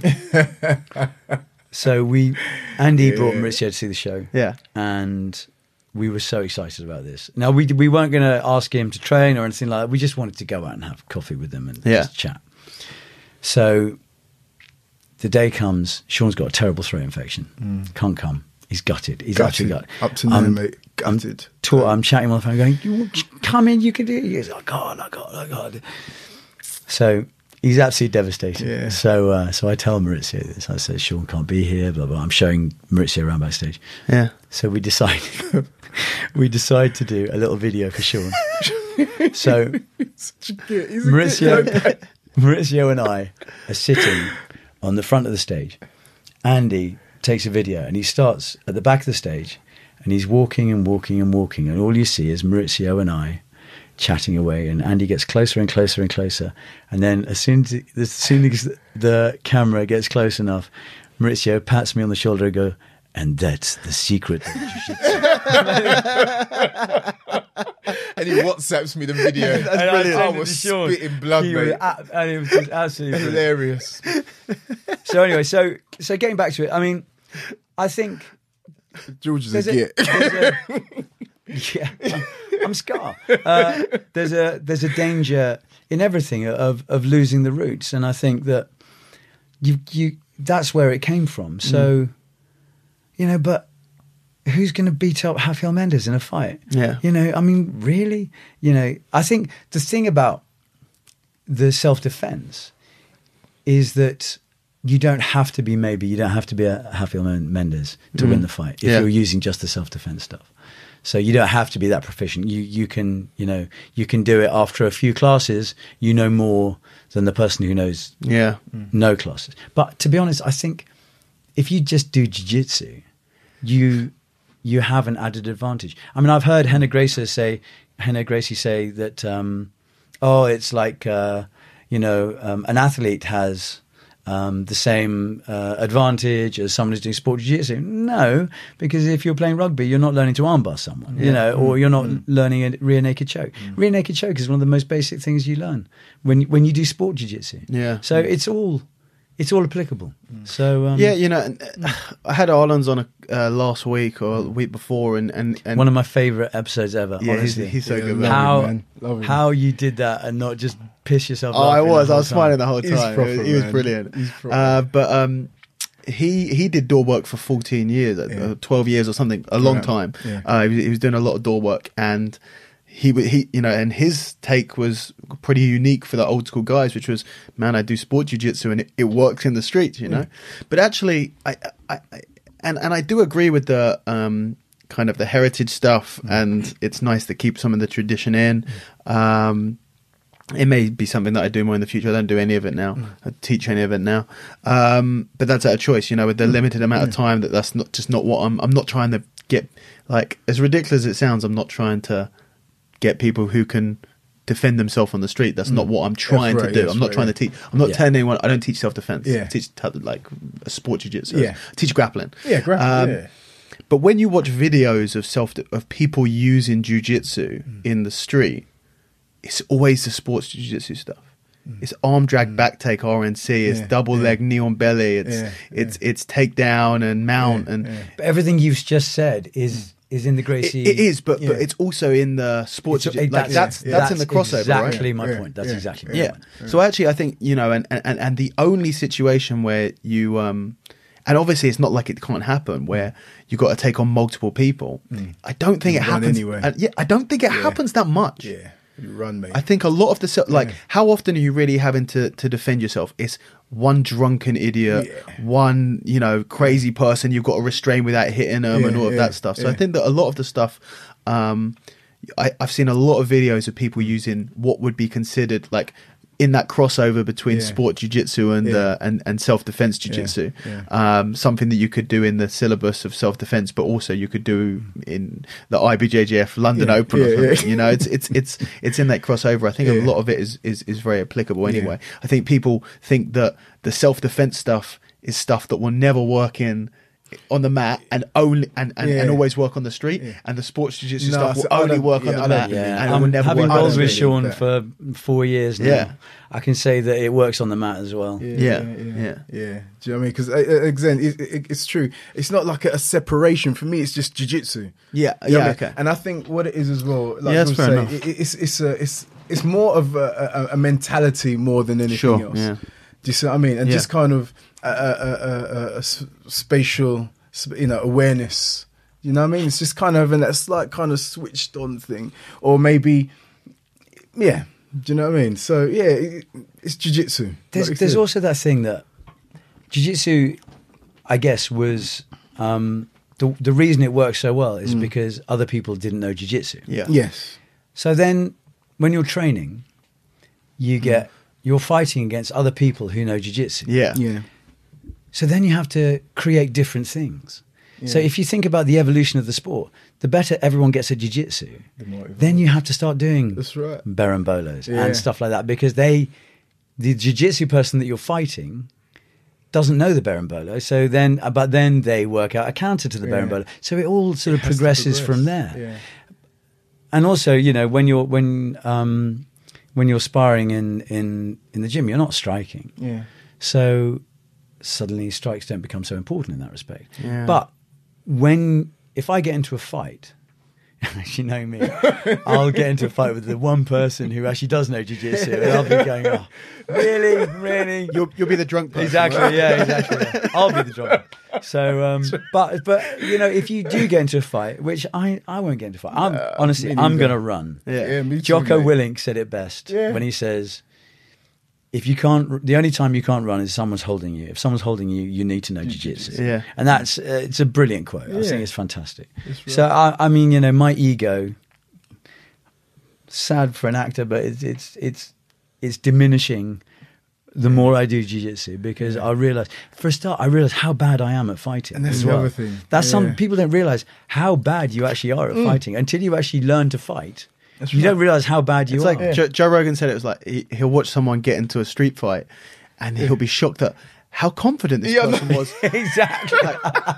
It's true. Like, how are you so confident getting into a fight where it's quite obvious that you have no idea what you're doing? It's just Exactly, yeah. unbelievable. I don't know how these people, they're so brave. Yeah. Do you know what I mean? Because like you said, the more you learn, the more I'm like, you know what? I know nothing. Absolutely nothing. I know nothing. Yeah, so You know what I mean? Ignorance is bliss, isn't it? Yeah. I'll avoid it at all costs. Yeah, me and so too, 100%. I will I prefer to, if someone knocks over my drink, I prefer to buy them a drink than Yeah. get into a fight. Do you know what I mean? Talk It's just my way like, out of it, mate. it's all fine. Yeah. Also, Really I not have interested. responsibilities Yeah. as well. You know what I mean? I've Like got- I said, it can change. Like I always say to people, especially when we've had our talks, me and George are always talking about jiu-jitsu.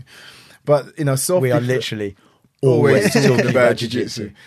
But the other aspect of self-defense, as it were, is that thing of avoiding the fight completely, avoiding the confrontation. You know what I mean? Because the implications of it, it's like, for example, suppose you did learn that fantastic right hand. He lands on the floor, hits his head on the concrete, he's dead. Yeah. Do you see what I mean? It kind of it's far outreaches. You know what? 100%. You know, Nothing that someone could have done to upset you is worth that. It's worth that. and dental work is so expensive. Do you know what I mean? I just like no. So like so yeah. As much as as long as the whole thing is encompassing, what I mean, jiu-jitsu. I don't business. Yeah. I don't care. Yeah. No. I think that there's some good points there. Yeah, man. Other stuff that I picked up, which was a while ago now, but you guys, you're talking about you injured your back, Yes. which made me think. You guys 8 times a week. For 47 weeks a year, you guys are doing a very physical job, and you're also doing a martial art where injuries are essentially inevitable. How do those, what's the deal with that? What happens when you injured your back doing jiu-jitsu? No. I think getting out of bed, wasn't it, Shaun? Or something? No, it wasn't. It was something even worse than that. Now, let me tell you the story. What's it, getting out of bed? No, it wasn't getting out of bed. It was... I took my daughter to go and see My Little Pony. It's a good start. It's a good start. No, it's not a good start. It gets worse, right? So, so obviously, do you know what I mean? She's sitting there and I'm bored out of my nuts. So I'm there, so I fall asleep and I must have kind of fallen asleep at an angle. Do you know what I mean? I wake up at the end of it and I'm like, I'm a bit stiff, but it's all right. Do you know what I mean? So I kind of fix myself and whatever. And then me and my wife and the girls would go and get something to eat. And then literally, Dan, right? I literally said, you know what? I'm just going to quickly go to the toilet. And my back went. So it's not even like I say, I was jiu-jitsu or sparring. Shaun, hard. what happened? You're like, man, My Little Pony. My Little Pony. Completely cobbled. It's lethal. It lethal, was I tell just you. ridiculous. Anyway, so that knocked me for 6. But of course, doing the show, 8 times a week, it's that repetitive kind of strain. I mean, for example, my shoulder's wrecked at the moment. I've done my ankle in here. That's from the show. That's from the show. Really? Yeah. So you guys picking up more injuries from the performances than you are from jiu-jitsu? Yeah. No way. Yeah, man. My neck. Because actually I've got this huge great mask on it and I have to do lots of sort of turning. And you do a lot of you're always hunched over a little bit. And so it's all I find that jiu-jitsu's helped me, if anything. Wow. Much more flexible than I used to be. Yeah. Much less tense. I did not expect that. Yeah, and I've been hurt. You do pick up little injuries, course, the odd finger and stuff like that. I mean, that's not too bad for you guys, fingers and it's stuff fine. like that. And the one time I had honestly my neck was practically raped by some guy in a rear naked choke, and singing was a bit tough. But then again, I'm playing Scar. They don't come to hear my Pavarotti B flat. So it's a bit different for Shaun. But you tap quick to those guillotines. Oh, mate, very quickly. I don't even play. I'm like, I've got work tonight. Yeah, honestly, my nickname's the typewriter. Tap, tap, tap. But I don't care. I'm not ashamed. I find that I'm in better shape now doing jiu-jitsu than I ever was when I was just sort of training in the gym, and I'm definitely looser. Mm-hmm. I'm 51 years old, and I'm what I do find it funny when people go, I'm 36 now. Yeah. I'm having to slow down my training. I'm like, fuck, I want to rock. I want to rock. Right. And I do. And maybe too much. And maybe it's actually sort of hindering my development a bit. Because I do. He loves it, Dan. I really do. Sometimes I go, George, come just go for a little kind of slow flow rope. My man's in. No, you know what I mean? I'm like, George. No, come on. Okay. Let's just get this straight. Okay. No. So Shaun does nice flow roll until maybe I might be passing his guard. Then suddenly, really, okay. So no, he's got a real. But to be fair, right, he has a real warrior mentality. He goes in. Do you know what I mean? That's George, cool, come on. I love it. And he does. It's great. I love it. You know what I mean? So and the thing is, we've got a lot of young kids. I say young kids; they're sort of in their 20s and stuff like that at the academy. And there are some big lads. I mean, I'm small, so everyone's pretty much bigger than me. Everyone's younger than me, but. And you know what? Pretty much everyone's better than me as well. But I absolutely will always give it 100%. And Jay Butler, do you know Jay? Yes. So he's one of my instructors. Him and Andy are the two main instructors there. It's wonderful to have them both because Andy's very traditional. His jiu-jitsu is real old school and lovely. Yes. Jay's is. I think I coined the term Mad Shit Monday for Jay's class because he'll do one technique and he'll do 3 variations of it. He'll do the sort of standard, the flash, and then the Mad Shit Monday variation. Which, if I ever pull off that variation in a roll, I'll take off my gi, drop my belt in a micro fashion, thank everyone for the experience, and walk off into the sunset. But so Jay said to me one time, I was just like. We were doing the warm down at the end or something like that. And I went, I'm too old for this shit. And he said, I never want to hear you say that again. I never want to hear you use that excuse again. And he says, you use it too much, George. And I was like, actually, you know what? He's right. And I don't now. And what he said to me that day stuck with me for the rest of my life. Jiu-jitsu is about finding a way. Yeah. Jiu-jitsu is about finding a way to make it work for you. Yeah. And if it doesn't work for you, you tap and you find another way. I've just got to find a way of making it work for me. And now, my hips aren't as mobile as they should be, and my knees aren't amazing. But, I still I still have wars with the 20-year-olds, and I love it. He's a real inspiration to me, though. Do you know what I mean? I have to say, George. I've seen this a few times, but he is. And like I said, he's just started jiu-jitsu a few years ago and whatever, and just his whole approach to it is it's refreshing. Do you know what I mean? Because sometimes I'm knackered. Do you know, I'm knackered after something. Like, so, I'm 45 now, and I'm like, oh. But then I look at George, I'm like, Shaun, don't moan. Do you know what I mean? Because George's like, yeah, we're training. I'm like, oh, are we? Oh, do you know what I mean? His approach to it is always fresh, and it's always, he's always so excited about it. So I draw a lot from him. I'm like, yeah, come on. I mean, if George can kind of be so enthusiastic about it, then so can I. Why wouldn't you be excited about it? Well, that's what I was just about to say. Like, what is it that's giving you that? And you kind of answer it there, like, it's obvious. Yeah. I mean, it is. I mean, we all know how we feel after a class. You're hugging, you feel fantastic, you just feel energized. I don't know if I should do or not, but I still get butterflies when I'm driving into class. I still get that sort of like nervous feeling, like, but when I get there, it's just, I just love it. Yeah, we got some big lads at the academy. This one guy, Zaid, at our academy. Zaid is the bearded lizard, or he's partially blind. Right? Oh yeah. Well, he's more or less getting in there, and I tell you what, man, this guy is just ridiculous. Because everything's feel. Yeah. Do you know what I mean? Because everything's feel. We kind of, no matter what. I mean, even last time we sparred, he's a brown belt now. And I did this thing and I thought, okay, he's going to do this. And normally, I kind of get, and let's escape, it always works for me. And he kind of goes, oh yeah, that's a good one, man, high level shit. And he kind of just shut me down again. I was like, you get, man, because he felt, it's just, his feel is amazing, And like you said, I kind of, butterflies are going, and I'm thinking, God, got these monsters here. Shaun, you ready for this? I'm like, yeah. And these guys are in their mid-20s. Yeah. And the height of it, How good is jiu-jitsu for that sort of thing? I mean, Andy teaches a guy called Rob Long who lost his sight. Yeah, I want to get him on here actually. He's lost in the military, right? He's won against sighted competitions and para competitions. You know what? One day he's going to come down to the academy and I'm going to go, oh shit. Because he's like, I think he's 4 stripes on his white belt now or something, and he's just a beast. And Andy posts these videos and I'm just like, oh man, that's just awesome. And jiu-jitsu does that. And it's going to be interesting to see what happens in Abu Dhabi with it being introduced into the curriculum. This is they've just had the first year that they're doing now is the Abu Dhabi are doing para championships now. Yeah. Oh wow. They're doing the because I think Rob's going to. Yeah, I think he's qualified for it. I'm actually talking to potentially tomorrow doing another podcast with one of the guys over from America who's competing in that. But they're having a whole para jiu-jitsu division in Abu Dhabi now, which is really interesting.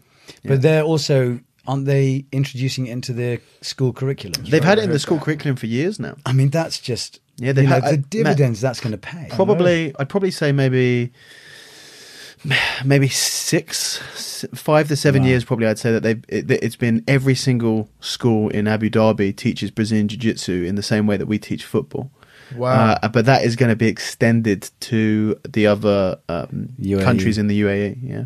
Wow. I mean, that's just, so that's amazing. So you'll get kids who started in school who are now probably just about to get their black belts and stuff like that. So. Yeah. So, just imagine what, and I think that's something that you could take so much benefit from in the UK, getting Brazilian Jiu-Jitsu into schools. But so, the thing with places like Abu Dhabi, the money talks. Of course, and that's all that talks. And yes, right. So it's one of the sheikhs, one of the top guys.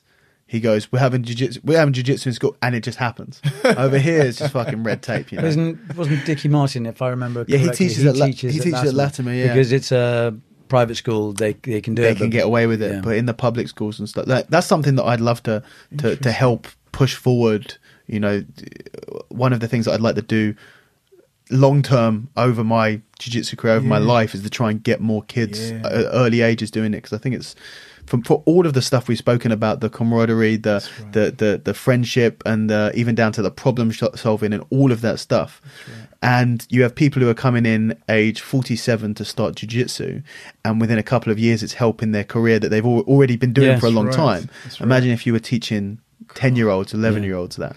The calmness. I want to be involved in progressing jiu-jitsu somehow along the way. Yeah. In whatever, obviously I want to get better in jiu-jitsu and I want to get to a higher level. Yeah. But it's funny, you know, I read an article about everyone has their place in the club and their role in the club. And, you know, you have the club enforcer, you know, the guy. I am diametrically opposite to that. I'm the club welcomer. You know? It's if you see the new guy come in, I'll be going, come on. I'll train. Blah, blah. Yeah. You know, because we only use the enforcer when the guy's a dickhead. Yeah, exactly. Exactly. But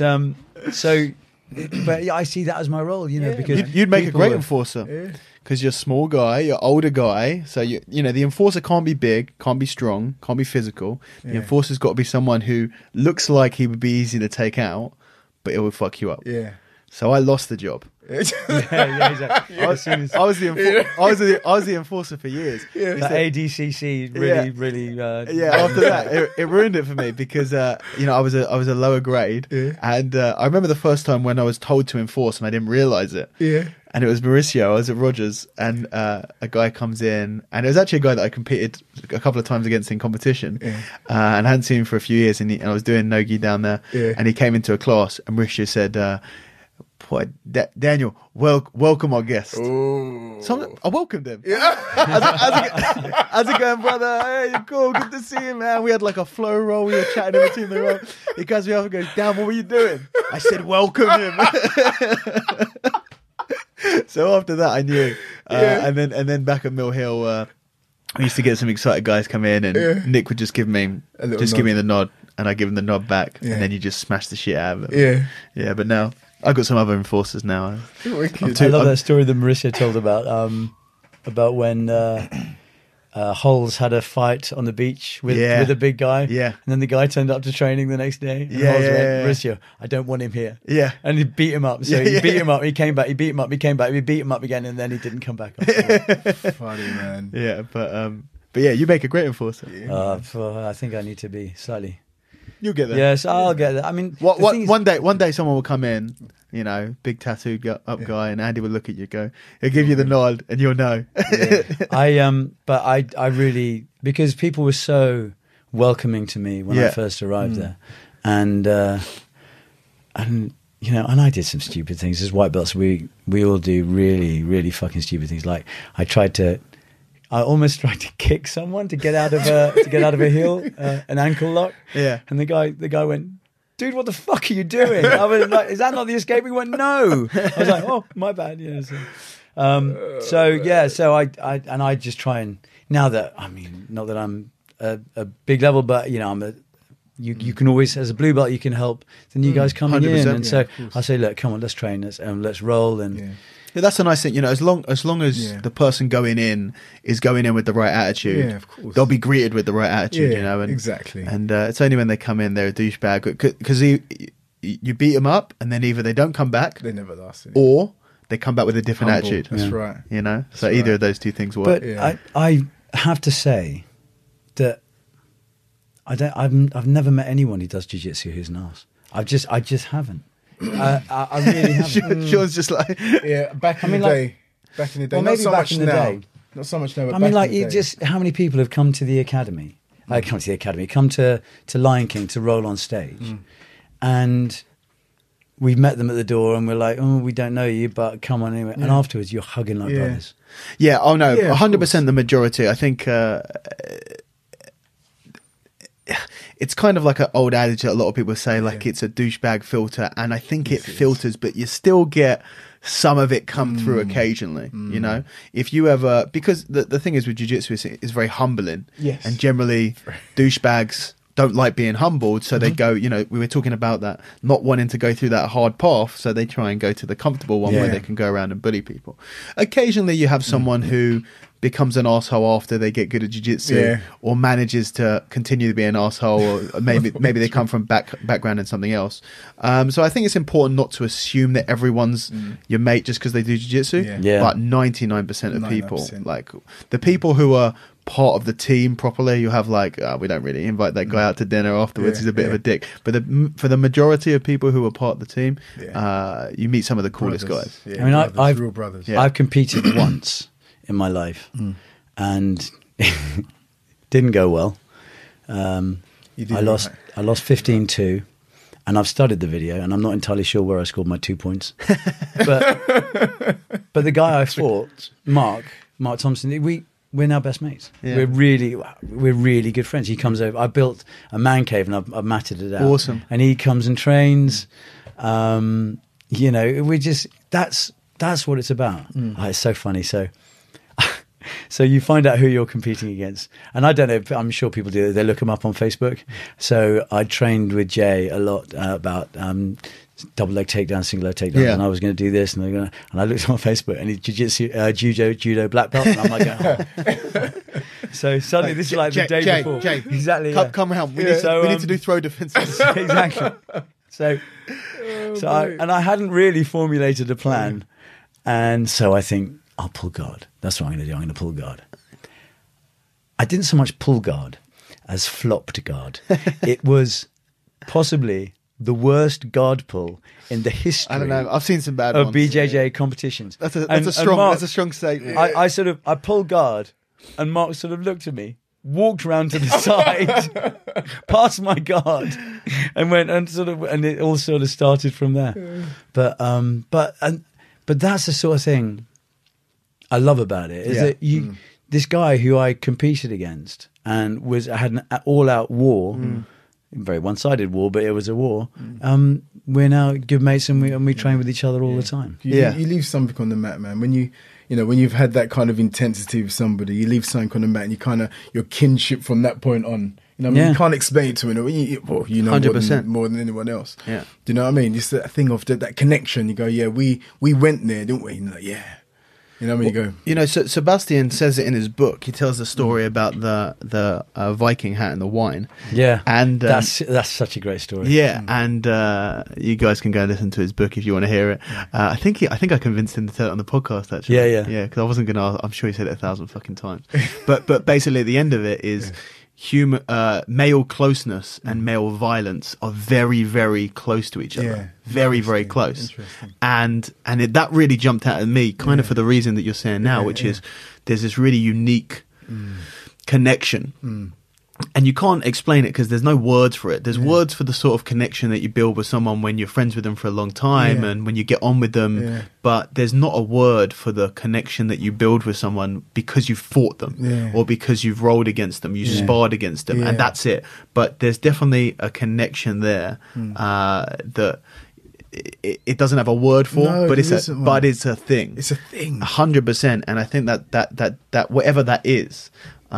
Contributes to the brotherhood and the closeness that the jiu-jitsu academies and even the wider jiu-jitsu community. The fact that you can take your gi or your rash guard and shorts, go to a gym on the other side of the planet, and they'll treat you like family because you have had that connection with others in the same way that they have had that connection with others. Well, it will happen to me. I'll eventually finish Lion King, and maybe I'll get a tour, where you're touring around the country, and I will. The only way I'll be able to train is by going to different academies around the country, and I know that'll happen. So have you? I imagine you haven't trained at many other gyms because you're always, you're stuck around London, aren't you? Because I've literally just trained at Andy's, and I did one session at Jude Samuel's gym? Urban Kings. Urban Kings, and that was great as well. Literally, I did that because we had a period in rehearsals where I suddenly found myself with 3 hours off, and I just Googled nearest gym, saw there was a class. And Jude's great as well. It wasn't Jude teaching, but it was one of his brown belts teaching, and it was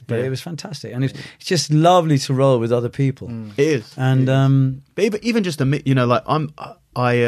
been around to quite a few gyms around the world and trained with different people, but I've been to a lot of gyms in the UK from doing the seminars and stuff like that. Hundreds of, probably by the end of this year, we'll probably be in the hundreds, at least 100 gyms, different gyms that I've been to in the country. And I'm not rolling with anyone, but even just being around other jiu-jitsu people, you don't feel like you're around 30 strangers. You feel like you're around 30 buddies. It's very strange. We understand something. We're going to have to get you down to Lion King. Man, we'll chat about, you do Saturdays after the show. Yeah, 100%. I'd love to come. Saturdays and Wednesdays. I saw a photo of you guys rolling from the stage, and it just looks like the most epic spar ever. That was with Braulio. With Braulio, okay. Gosh, Braulio. God, Braulio. That was extraordinary. I mean, okay, so you talk about how jiu-jitsu affects the show. Yeah. So Braulio came in. Callum, can we give a shout out to Callum? Yeah, 100%. Who is just one of the nicest people I've ever met in my entire Callum's life. one of my favourite people in the whole world. Yeah. Callum did a diamond. Do you remember in his podcast he said, what I don't want to be is a shit reporter black belt. Yeah. That's how I feel. Yeah, I don't want to be a shit actor purple belt. Sure. Yeah. So I want to stay a blue belt until I deserve my purple belt. Yeah.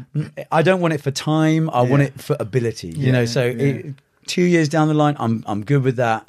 That's how. Anyway, so Callum, we'd done the article for Jiu Jitsu Star, and he phones us up and he says, "Look, Braulio, Braulio, he does the doctor thing." He said, look, him and his girlfriend really want to come and see the show. Is there any chance of getting them tickets? And we were like, huh? And he said, lost our minds, man. Exactly. And you're trying to play it cool. You're like, exactly. Yeah, well, let me see. You know, maybe. Like, we'll see what we can do. You mean Roger wasn't available? So he comes, and it's just me and Shaun. We set up the mats. We meet him at stage door, and the man's a hugger. Yeah, we're just straight away. Oh, come here, brother. And Kira was there. He's absolutely lovely, and he gives us this seminar on stage. We are so excited. The whole of the first show, I could hardly concentrate. Lost our minds because. So anyway, he gives us this, and we roll with him. And it's like he rolled us. Actually, he rolled us. So and anyway, after this, we are buzzing like you would not believe. Like we are just like, and the whole cast picked up on it. Wow. Okay, the whole cast picked up on the way on the whole building picked up on how we were feeling. It was emanating out of us. It was like radiating out of us. And that show that night was extraordinary. It was absolutely extraordinary. And Braulio was seeing the show. Wow. So he rolled first, and then he that's right. Yeah. So we saw him afterwards, and he was like, "Oh, my brother, that was amazing." And what was so nice was that we appreciated him for what he did, and then he appreciated us for what we did. So at the end, there was and it was just. But I've never been so high doing a show, even though. We rolled, we trained, we were exhausted, but it was just like, if I could bottle that feeling, you'd be a billionaire. But a tiny bit of that is every time after I train. Every time after I train, I've got a bit of that. But that was just extraordinary. Talking about that, and you kind of radiating this energy, and people picking up on it, and it being a great show. That must be a huge responsibility, because obviously you guys aren't just cast members. You guys are the stars of the show. You're Mufasa and Scar, and a very, very big part of it. So I am. Shaun's a big part of the first act. Yeah, exactly. But they must. It would be different if you were one of the grass actors. If he was buzzing, you would. But you kind of got this almost a responsibility to come in with high energy. That's true. To radiate out to the rest of the cast. I think what it is as well, because we're the elder statesmen, to put it in. So we're slightly older than most of them in the cast, and no, but it's true. It's true. No, it's all too true, unfortunately. And so so we have to kind of so we do have a responsibility to kind of carry ourselves in a certain way. Because it kind of keeps the morale up in the company. I hear people say, like you said, it is a family. We walk in, and it's kind of how we kind of treat each other. It's how we kind of interact with each other that kind of permeates on stage as well. Just I mean, so we, like I said, George and I, we have a responsibility. People always coming to us and asking us for certain advice, and regarding whether it's acting, whether they have an audition, whether they've got certain things going on, and we kind of go, well, from life experience, this is what we think, this is what whatever. So yes, it's very important, and it's kind of a mantle that's kind of not that we've looked for. It's just kind of just you inherit it. Yeah. Well, I guess it's the combination of the role that you have, and also the fact that you've been there for 10 years. That's right. Yeah. Is there anyone else who's been there longer than you guys? Yeah, have? there are actually. There's a couple of people who've been there longer. Rafiki, Lindy, Keith plays Pumba. Yeah, there's a few others. Yeah, they were all great as well. Oh, it's a great show. I do Amazing advise show. anyone Amazing show. to go watch it. It's very Yeah, cool very and very unique as well. Like, I'm not massively into musicals, but you don't feel like, I'm sure that there's like a certain amount of it is nostalgia, because it's the fucking Lion King. That's right, and you watch it when you're a kid, and then you feel like you're reliving it, but it's not quite the same. It's different, and it's so. And I think what makes it different as well from kind of some of the other shows, because it's it's a massive show. Yeah. That's right. It's huge. It's huge. Like, it's the biggest show in the world. Yeah. It's massive. Really? Yeah. It's I mean, massive. it's the most popular musical in the world. Yeah. Get Out. Yeah. Ever, actually. No I mean, way. I think 15 million people have just seen it, have just passed through the door in London. Get Out. So if you think that Massive. we've been there for over half of it, so we've probably 8 million people have probably seen us before. Yeah. That's just mind-boggling, isn't it? It is, until you say that one episode of Coronation Street might get that. So the exposure you get in theatre is completely different to the exposure you'll get in television. Yeah. But that's like saying that how many millions of people have driven over a stretch of the M25. Exactly, It's different. yeah.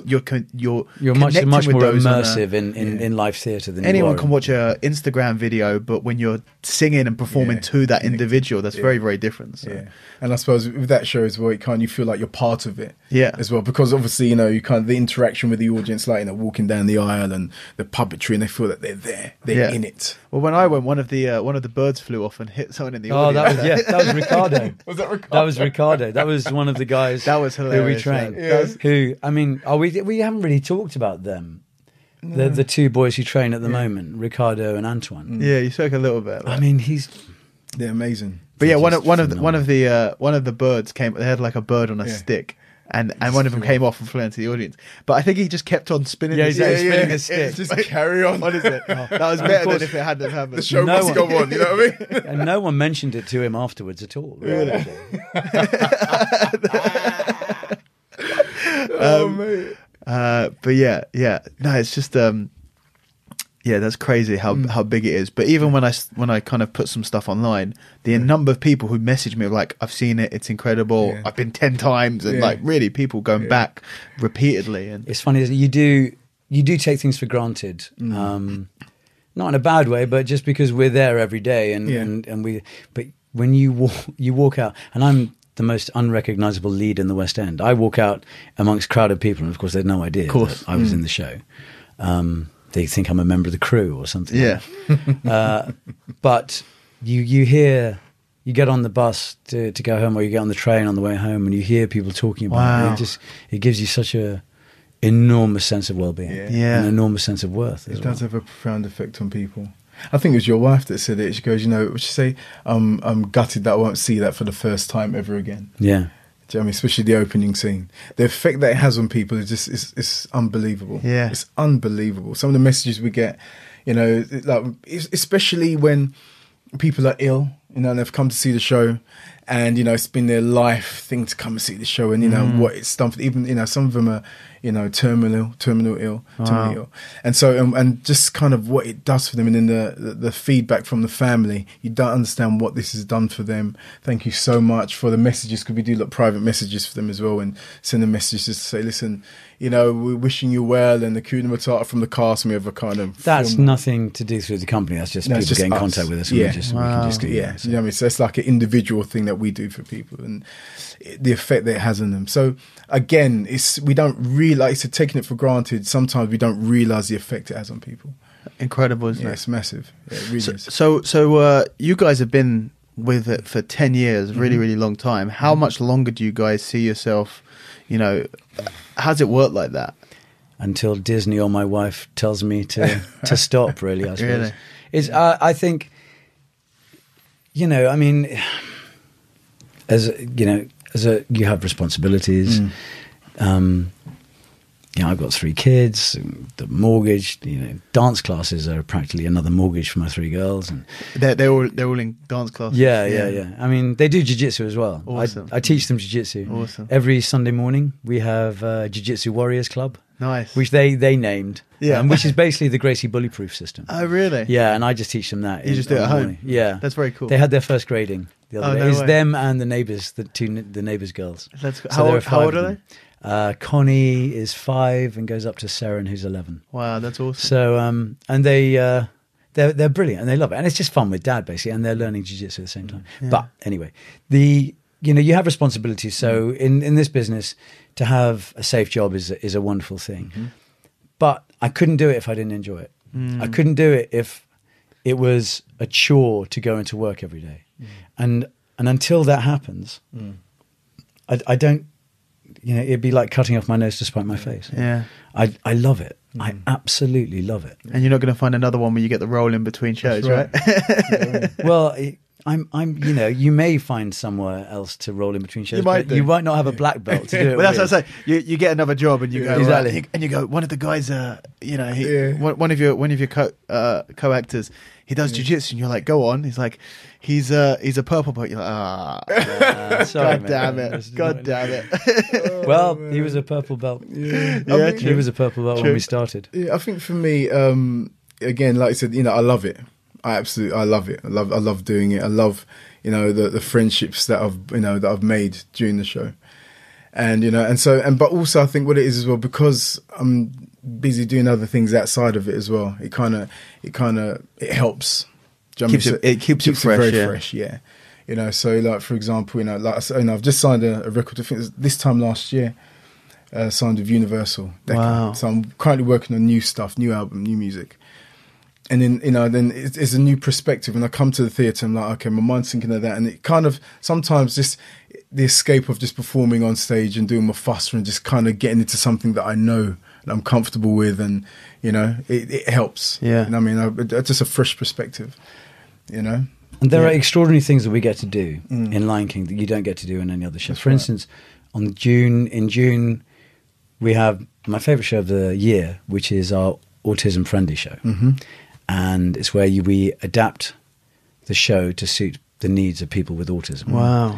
And the whole audience is children with autism. Wow. And their parents and their family. So wonderful, mate. The families are able to bring their kids into a non-judgmental environment, knowing that there are chill out areas at the back if they need to. Everyone's in the same boat. There are helpers from the National Autistic Society, all the Disney helpers. It's absolutely for them. And talk about getting energy from an audience, we were talking about before. Yeah, it is extraordinary. Wow, and it's expressive. And I've never experienced anything like that in any other show in my life. And Lion King are leaders in that. No, not many people do it. I don't know why they don't. Maybe one or two, but I think they are leaders in it. It's like, I always think of it, it's like that jiu-jitsu thing of overcoming problems. It's like, it's not a disability, it's a challenge to be overcome. Yeah. Mm-hmm. And that's what the Lion King are doing with that autism show. Wow. Yeah. And again, it's a big deal for the families, because normally they can't go out and see a show with their autistic children because exactly, of course, because their expression is a pure one. Do you know what I mean? So if they're freaking out over a show because they're enjoying it, but they're disturbing so and so behind them, do you know what I mean? There's going to be some kind of complaints. But to be in a free environment where their child can just freely express themselves and they can be relaxed in that environment as well, it's just That's incredible. It's proper. I had that final speech where I turned to Simran and I go, tell them who's responsible for Mufasa's death. And this little girl got up and went, you are. And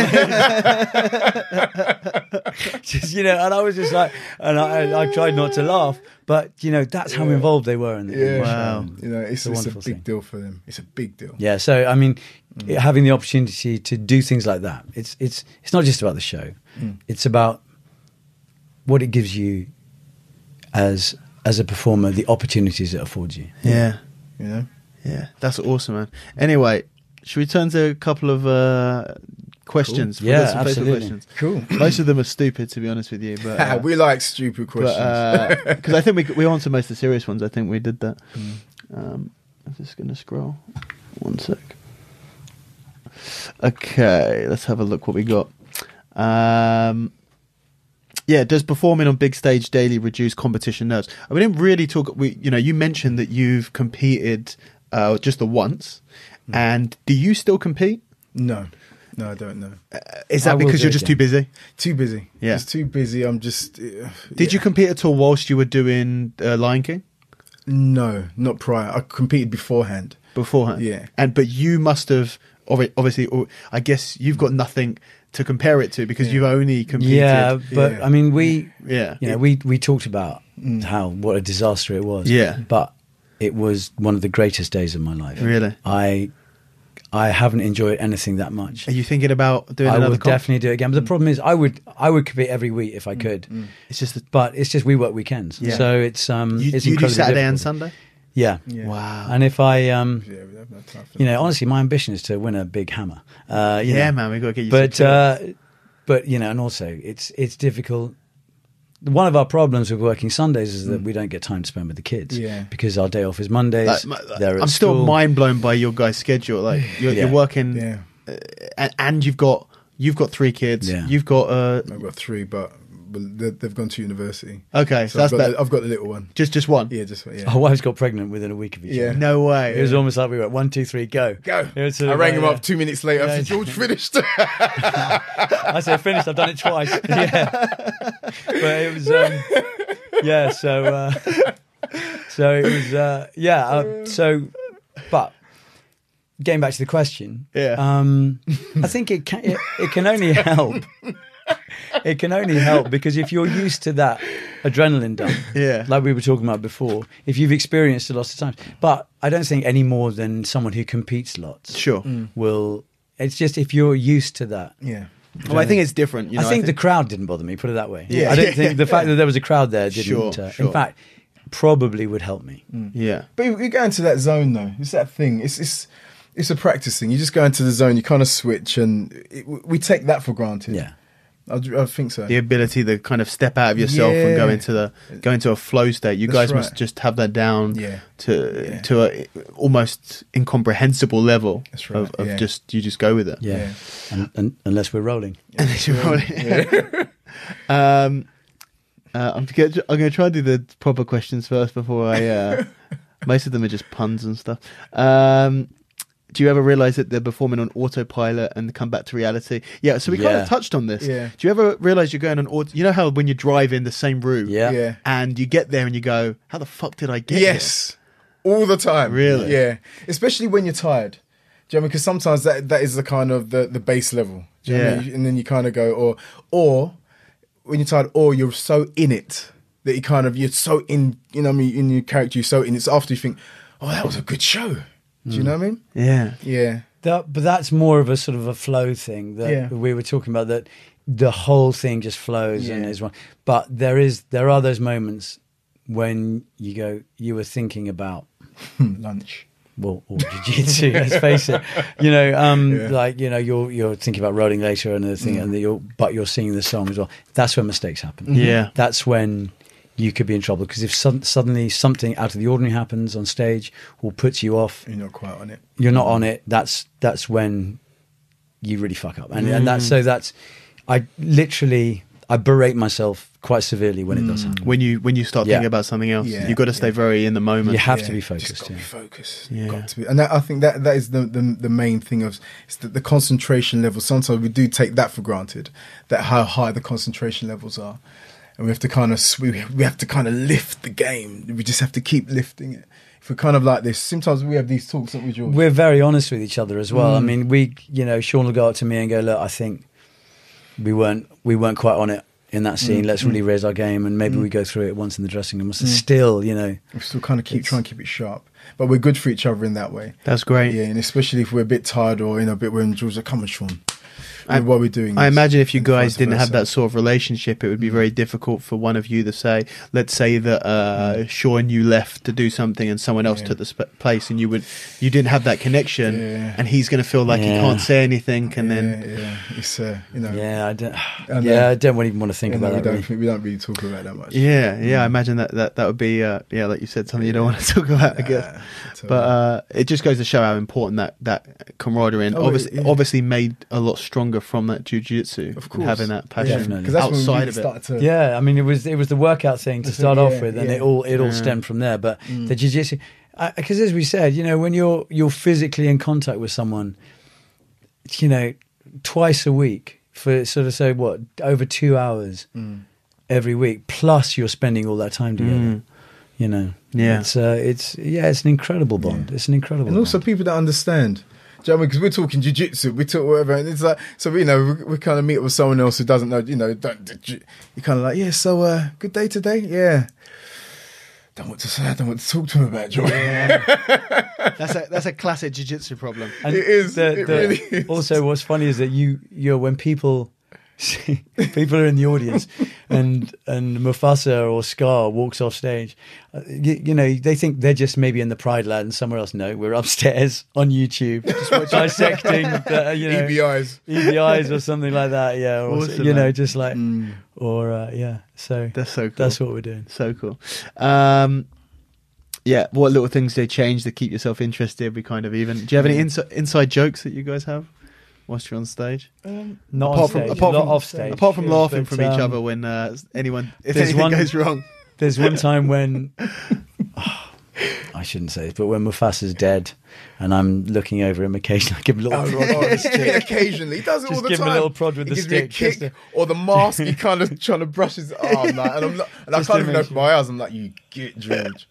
He Oh, makes mate, me all pay the later. So It's funny, man. You're like, this is the only time I'm going to get a He shot. gets Exactly, me, yeah. mate, trust me.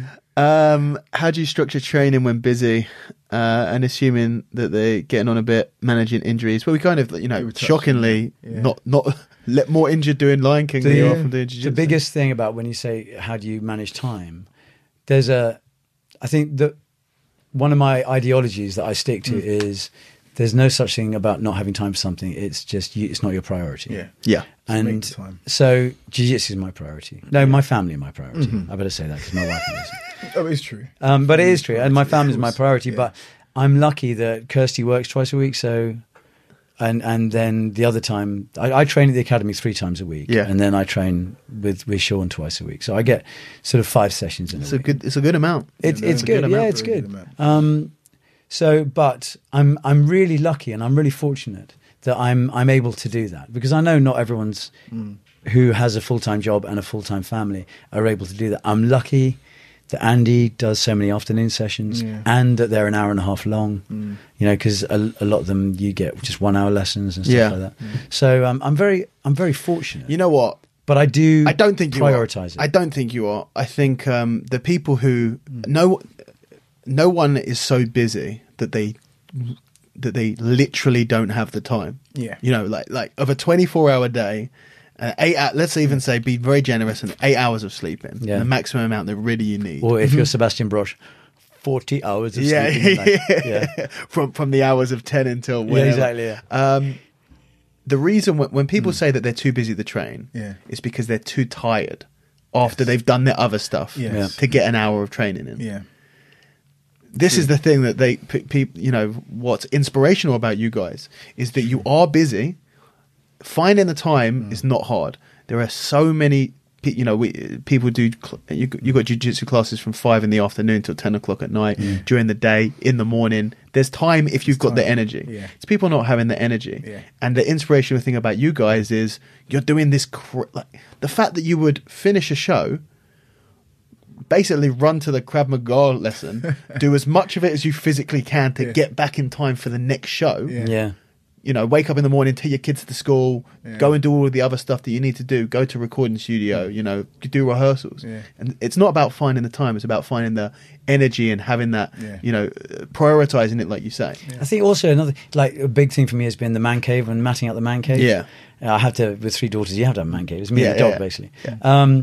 But that's been fantastic because Callum's come and rolled. Matt Jardine, I don't know if you know him, he's come down and rolled. Mark, who I was talking about earlier, he's come down and rolled. You know, other people from the academy have come and rolled. So I get training in there as well, you know. And the thing is, if you buy, just like we did, 4 jigsaw mats, do solo drills, you can do you just get a friend over and just do drills or whatever. It's about finding a way. Do you know what? It's about finding a way. It's about being your passion as well. Yeah. And if it's your passion, you'll find a way. Do you know exactly. I just don't ever want to look back and go, oh, I wish I did that, and I wish I did. And let's face it, I've got a lot of making up to do. You know what I mean? So I don't ever. But you're going the right way back, right? Yeah, it's got to be going the right way back. more silly questions. Well, we've got to have some silly questions. I'll hit all of them. I don't usually even bother, but people keep asking them. Have you found breath training for vocals to be helpful in jiu-jitsu? That's really interesting. Yeah, definitely. Yeah. I suppose as performers, as singers, the diaphragm control is extremely important. Very important. So you do like specific training on that? Yeah, definitely. I mean, because to last 8 shows a week, we have to use the diaphragm. Do you know what I mean? So we have to be using our voices correctly. Because what? So if you are, because you don't strain the neck. Yeah. So most people would sing from their throat. Yeah, like that. Okay. And so what we do is, I mean, the only way I can describe it is actually getting practical with it. But it's like, huh. Yeah. Huh. So it's coming from here. So if you can see my stomach, it kind of, it's there. Do you see what I mean? And so, and Hickson, he's like, yeah. And he's doing it's diaphragm. Yeah. It's diaphragm exercise. So, so that whole kind of thing, if you're kind of in a mad position, you're like, it's a diaphragm that we're using. It goes hand in hand. Wow. It goes hand in hand. And also for vocal longevity, it's essential. Yeah, we're putting quite a strain on our voices. Yeah. Especially, I mean, Scar is very shouty. Mm-hmm. I don't You've have got like to quite a gravelly tone to it as well. Yeah, and a lot of loud sort of, just loud shouting basically. Yeah. So you have to have technique. Yeah, have to. And I think my cardio is really good actually because of that. I think because I know how to breathe. Yeah. And stuff like that. Breathing's such a massive. It's something that I kind of want to get more into and look into. And explore. Very important. Do you know what? There's so much in breathing, and like having a relaxed core. Yeah. In jiu-jitsu, because if you think if you're tense in your core, it's very difficult to do the movements. Yeah. But if you're relaxed in your core, your whole body is free. Yeah. If your center is relaxed, then your whole body is free to do it. Now I'm speaking, saying to myself, you've got to fucking remember this when you're rolling, George, because I don't. Yeah. I can get very quiet. But the breathing it definitely helps with paramount. All that. The relaxation. It's a great question because I never would have thought about it. And same guy, are there any sort of attributes, physical or mental, which have ever stuck out to them as beneficial across stage performance to mat performance? Stuff like footwork in the stand-up and show and stuff like that. So any crossover on sort of the... Because obviously... Well, I mean, I can tell you... Dance-wise, I mean, well, that's what you like. Such control of the body, such coordination and stuff like that. Well, Gio Martinez. Yeah, he used to be a b-boy dancer. Yes, he was. Yeah, he was a hip hop dancer, break dancer. And I remember Joe Rogan talking about this, saying just the moves that he could do. Yeah. There's a bit on my Instagram of Ricardo doing some breakdancing, and I was filming him going, because this is the fucking white belt I'm about to roll with. Yeah. Help. Yeah. Same with Jarrell. And with Jarrell, and Antoine as well. But Antoine, you don't train as much, mate. Get on it, okay? Just get off. But they're so physically gifted, these people, and the fact that they're so strong, and also they learn choreography so quickly. So they pick up. I guess when someone is learning choreo, if you come from a dancing background, you need to see it's not just about where you're moving. Everything's got to be in line, especially if you're doing synchronized dancing and stuff. Right. So when someone shows you, we're going to do this, and this, you're able to look at not just. I think a lot of people look at individual parts, but look at the whole body and see where everything is connected to everything else. Yeah. And connected is exactly what, because they can tell what naturally flows next from that position. So, I'll be rolling with Ricardo, and suddenly I'll be in his guard, and suddenly this foot will just appear from nowhere in front of my face. So I know if I've got good posture in guard, I might get go platted. So I actually have to keep myself tight when I'm rolling with him, because that's the sort of crazy thing about rolling with him. They understand the language. You know what I mean? They get movement, the movement. They get it straight away. The feel, the coordination. They just, you show them something once and they've got it, and you think, flip it now. I mean, to be honest, Shaun's a bit like that as well. I mean, so when Shaun and I started, of course, it was all him teaching me. Yeah. Then I started to go to Andy's, and I was picking up techniques that Shaun you could share, that I can share with Shaun, and so. In the end, it got very frustrating, because I'd be showing Shaun a technique, and then we'd be rolling 5 minutes later, and he'd be getting me with that technique, and he'd be going, "Oh yeah, bruv, this is amazing!" Wow, you know, just like, and I'm like going, "Yeah, great." You know what? I'm not going to show you techniques next time. But actually, for me, it was really nice. Actually, that moment when I felt I could contribute too. Yeah. And there was there was a thing about, so Shaun sometimes couldn't get to the academy because doing his last album, or the last 2 albums actually, you were really busy, you couldn't get to. But when he got to the academy, they were like, "Oh, it's like you've never been away. It's like, you know, you haven't been training." We're just training. And so I was on YouTube, and I saw this thing from Joe Rogan saying how to improve your jiu-jitsu.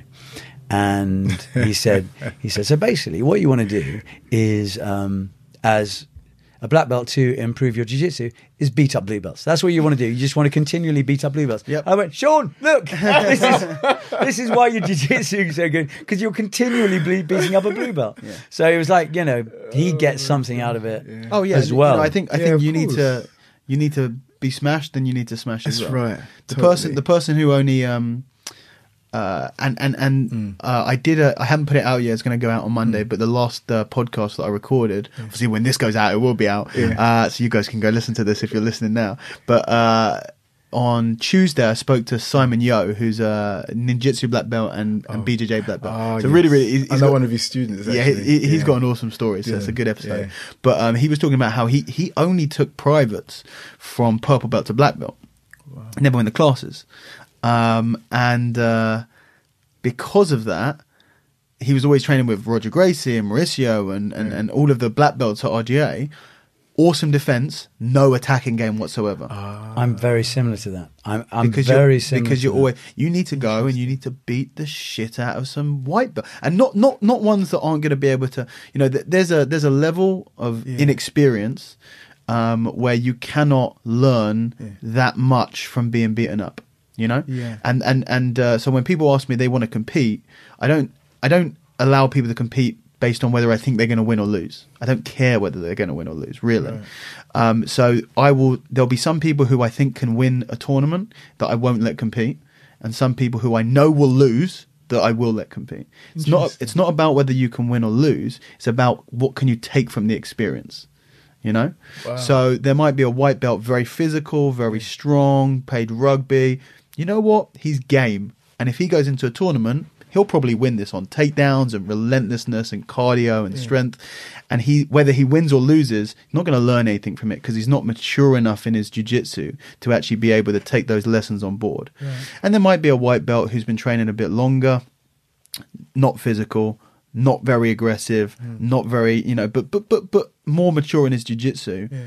He's probably going to maybe win one, maybe lose one, maybe he'll get smashed first round. But regardless of the result, he's going to be able to learn something from that experience. Yeah, yeah. And that person I will allow to compete, and the other one I won't allow to compete. Because the point of competition isn't to win. It is, but it's not the Black Belt World Championship. That's like the end goal. Yeah. Like all of your other tournaments are to learn about competing, not to win. So if you can't take something away from that, I think it's the same. There are some white belt, you know, getting back to what we talked, you know, why I was mentioning that, there are some people who have been training so little that actually there's no point using them as a punch bag because they won't learn anything. But you know what, once a guy's been training for 6 months, he's fair game because he's actually going to learn something from you beating him up. And you don't just get beaten up by Shaun and the big guy. Go beat some people up.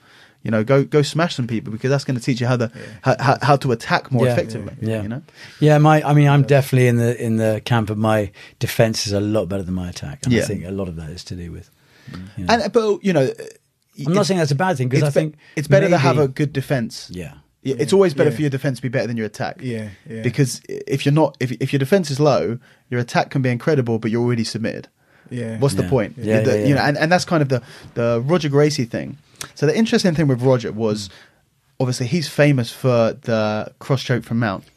Because he went to the Worlds in 2009, I think it was, and submitted every single person with the same sub. That was when he was like, oh, this is what Roger does. A couple of years before that, Roger wasn't known for this great submission artist. And people don't realize this. Roger was renowned as the greatest escape artist. Not as this submission master. That came after. Wow. He was known earlier on, if you look statistically, he had not been submitted since blue belt. That's right. His real ability, and that wasn't that he never got put in a sub since blue belt. He just never got submitted. So he was actually, I remember I would study Roger to see how he was escaping stuff. And that created the foundation where he would then go on to become known for one of the greatest finishers in jiu-jitsu. But the defensive stuff comes first. Yeah. The submissions come after. So it's always better to build up that, which will happen naturally as a white belt, because you're getting beaten up. And then as you get better, you start to beat people up. Yeah. But I think that's the problem that some people have when they come in as a very physical person, is that they never have to build up a great defense against the people who are smaller but better than them. So I think, but don't never be scared to beat people up sometimes. I think he ain't scared of that. But I think for me, there's in my jiu-jitsu journey I have to get over is that sort of, I have to be more willing to try things. You know what I mean? And I know I do. And my coaches tell me that I do. You've got to go for it and go for for different submissions. Yeah, because the reason people some people are naturally super creative and they don't give a shit and they'll just go for anything. Yeah. Ricardo's like that. Ricardo. Yeah. Some people are like that, and some people, they get the stuff that they're comfortable with and they never want to steer out of that lane. Yeah. And the answer to my advice for that is, pick a day. Don't suddenly go from now on I'm going to be this flowy, going for crazy shit that I'm not great at. Yeah. Go, okay, Monday I'm going to play my game. Tuesday I'm going to do mad shit. And just go for it. Because then Wednesday you're playing your game again. Yeah. So it's not like you don't have to lose yourself. You don't have to lose your identity as this is what I do, this is what I'm good at. I'm competitive and I don't want to lose. You don't have to lose that completely in order to progress. So instead of going, I'm just going to fuck this and I'm just going to go for mad shit, and actually I'll probably get tapped a load of times, and in 6 months' time it will start to pay dividends. Yeah. Because that isn't appealing. To let yourself to feel like you're taking a big step backwards to take an even bigger step forward, that's not appealing. So one day go for it, and the other day play your normal game, and then at least then maybe 50% of the time you're trying different stuff, instead of having to go too far in one direction or too far in the other. Yeah. That's great advice, man. That's really good advice. Yeah. Although there is that thing when I'm rolling with Shaun, he's going, "Go on, George, try things." I'm trying. I'm fucking trying. He's painting me out to be a monster. It's not like that. Because the thing that I always say to George, I said, George, remember, we're brothers here. Do you know what I mean? So we can try things. We're not trying to kill each other and whatever. No, honestly, don't listen to him. It's the truth. Do you know what I mean? But it's true though, George. Come on, man. Yes, it is. It is absolutely true. Honestly. Anyway, let's see what else we got here. I think they might all be silly questions now. Yeah, go on. Bring them. Wait, do you train on set in between lunches yet? They do. Yeah. Dance training help your BJJ? Absolutely. Yeah. And would you recommend it to BJJ players? I think. Do you know what? So I did ballet as a kid. Yeah. Because there was a footballer called Malcolm MacDonald who played for Newcastle, who was a very famous English footballer of the time in the 70s. And I heard that he did ballet. Wow. For his balance. I mean, oh, definitely. Absolutely. I'm gonna have to hit up a ballet class till I get on. So. Hold on, okay. So we're going to talk about this later. Yeah. Okay. I've got to ask you some questions. Okay. For instance, about things that you keep on saying, I've got to do this whenever, with your guests and stuff like that. Whether I've ever actually done it? Yeah, okay, so we'll talk about this later. You're going to ask me whether I did yoga. Yes, I am, absolutely. But it definitely goes hand in hand. That 20 minutes a day that you promised Sebastian. It was only 10, man. I did it for 4 days. Yeah, man. There's a spoiler of that. What is your favourite West End musical apart from Lion King? Do you guys go and watch other musicals?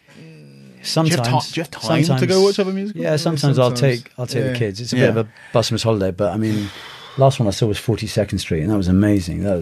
Just because the dancing in it is incredible. I'm trying. Let me see, because I'm not a huge fan of musicals. Yeah, not really.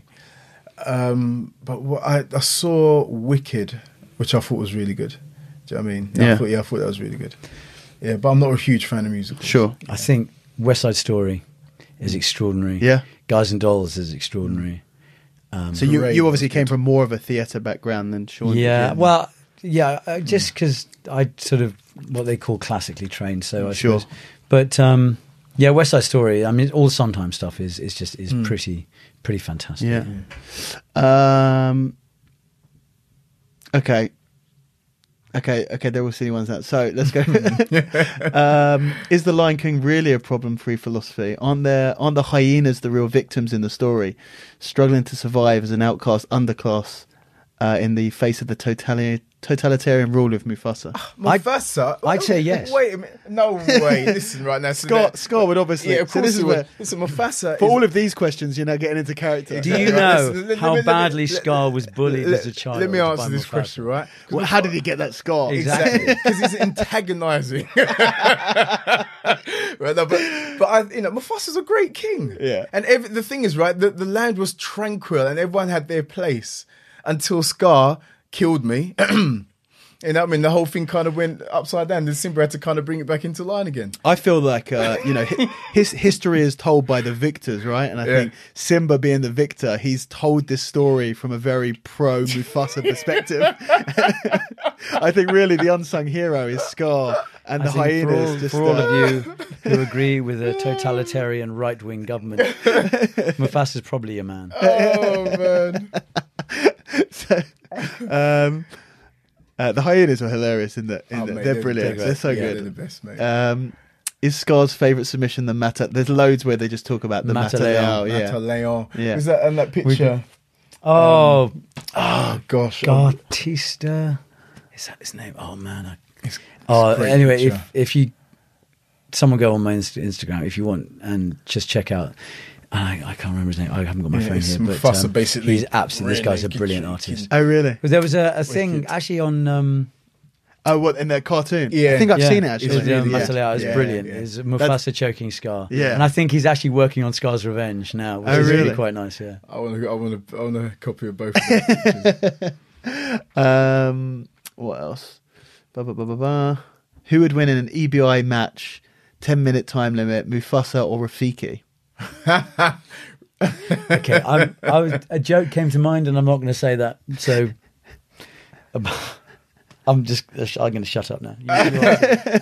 Definitely Mufasa, mate. Yeah, I know Rafiki does have a big stick. Yeah, that's true. That is true.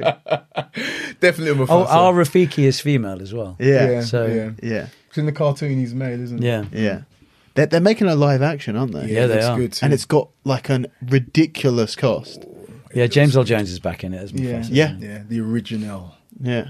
Is that like quite exciting for you guys to see that, or? Yeah, I can't wait to see it. Yeah. Actually. I'd like to see it. Because I guess like you guys are invested in the franchise, right? Yeah, I suppose guess we so, are. yeah. Yeah. Yeah. Is life really Hakuna Matata? If life is really Hakuna Matata, how do you get to training on time? Discipline. Discipline equals freedom. Who would you rather choke the piss out of, Hugh Jackman, James Corden, or Neil Patrick Harris? Hugh Jackman's too big. So I've actually met Hugh Jackman. Yeah? I sang with Hugh Jackman. Did you really? At this charity concert. He did Oklahoma. Great This is voice. before he became a huge Hollywood Wolverine. star. Yeah. And we did a charity concert together where we sang a because duet. he started on in theatre, in musical theatre, didn't he? He is one of the most talented men I've ever met. A lot of And people don't like him. one I'm of a huge fan. The I'm a huge loveliest fan, yeah. guys Yeah. you will Yeah. just down to earth. great voice Absolutely, as well, isn't it? yeah. He's Great voice. so yeah, Great James actor. Corden. Yeah, definitely. you check James as well for Corden. me, yeah. Okay, I like Neil Patrick Harris as well. What else? So Mufasa, how often you break falling these days? Every day, my friend. Sometimes Twice a day. twice a day. We both fall. We both fall to our deaths. Yeah. So yeah, You're hitting that, slapping the exactly. back. Yeah. More. Do you really have no worries for the rest of their days?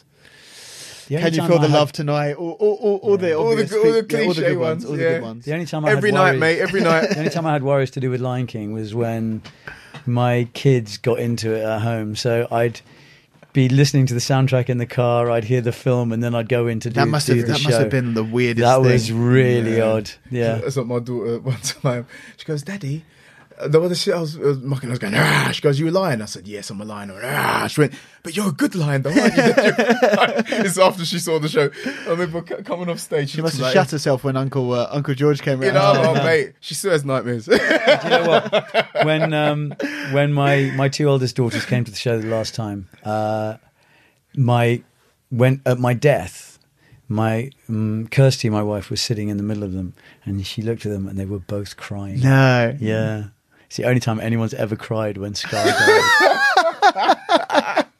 I was like, oh, bless you, kid. Connie, my youngest, probably laughed. Oh man, yeah, it must be really weird to have, like weird for you and weird for the kids. Their parents are these, because it's amazing how long The Lion King, even as a movie, like people still watch that movie today, and they like they've redone it to make it, updated it with the graphics and stuff like that. But it's still a massive thing. That must be kind of weird.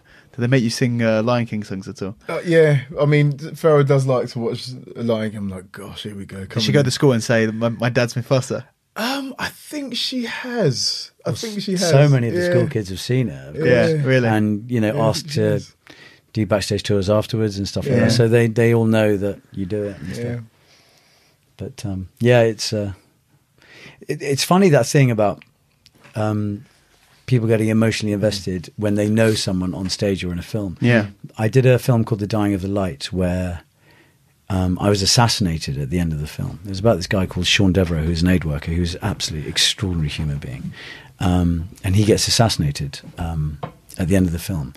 And my dad watched it, and it upset him so much to see his son getting murdered in a film. It must be weird, isn't it? Really, really odd. Yeah, really odd. Yeah.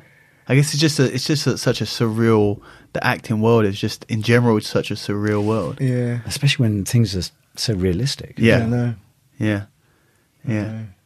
And then I got a question because I was doing a bit of research, and I saw that you sung the national anthem. Yes. At a Mike Tyson fight. Yes, I did. Was it his fight with Lennox Lewis? That's right. Yeah, Memphis. Yeah, because that's crazy, right? Yeah, mate, crazy. Listen, it freaked me out. I mean, when I, because like I said, I love boxing. Yeah, you're saying. Yeah, and when I got the call, how did that come about? I think what it was, I think originally he asked Beverly Knight to do it, and Beverly was busy. She was whatever. She goes, listen, there's a singer, he's wonderful. He's because I toured with Beverly Knight. I supported her years ago. And she goes, listen, you need to, Shaun Escoffery is an amazing singer. He'll smash it for you. And so Lennox called my management. And they said, come and do it. So I was like, what? I'm not going to lie, Dan, I had tears in my eyes. Do you know what I mean? That's huge. Do you know what I mean? I've always dreamt about So they just rang you up and said, hi, I'm calling on behalf of Lennox Lewis. Yes. We'd like you to come and sing the national anthem when he fights Mike Tyson. Yes. It was as simple as that? Simple as that. Freaked me out. I was like, I was in tears. I was like, they must have lost my number. That's all. But I'll tell you, I've got a funny story. So anyway, first class, all of that good stuff. Wow. And I'll tell you what, who did I see? I think it's Joe Frazier I saw. Cuba Gooding Jr. I was sitting next to Ian Wright, so me and him were kind of chatting all night. Who else is there? Val Kilmer. George Foreman. Because it was a massive fight. Yeah. Who were there? Yeah. It was just, we were ringside as well, so it was like unbelievable. But let me tell you this story. And Audie Harrison going up for his runs and all that kind of stuff at the hotel, see him going up for his entourage. I mean, it was, for me, it was like, one of the best days of my life. Well, it was actually a few days. It was about 4 or 5 days. Wow.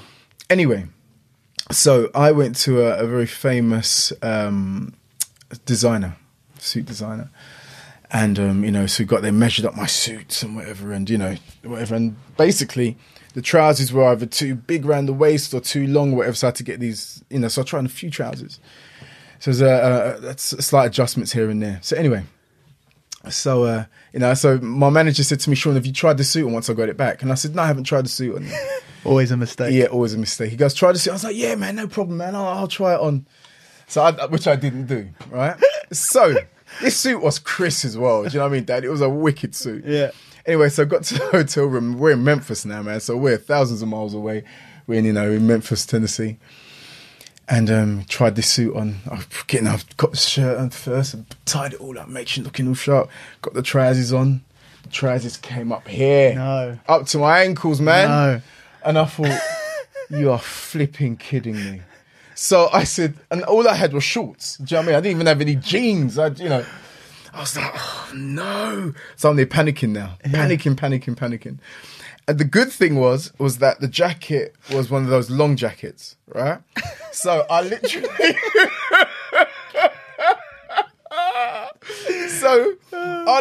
had this then, no word of a lie, I looked like a flipping gangster. And I'm getting the trousers all kind of hanging off my ass. And the jacket was long and I was walking like a penguin. Do you know what I mean? Like it's up into the thing. Bro, listen, one of the most embarrassing, wonderful times of my life. It was absolutely wicked. Yeah. But yeah, that was a really fun story. And anyway, so we had this competitive thing going on because obviously we're British and we're backing up our boy. Do you know what I mean? And I remember sitting next to the manager of the singer, of the American who was going to sing the... Okay. Yeah.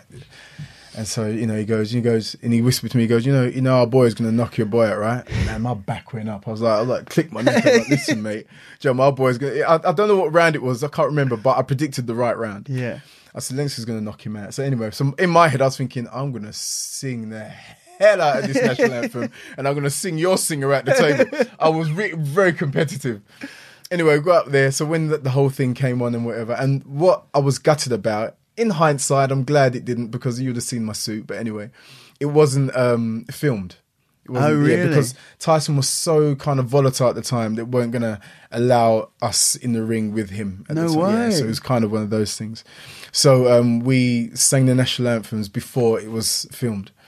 So anyway, so I sang the national anthem, smashed it because I was, because I thought, right, this is competition. How big was time. the crowd? Massive.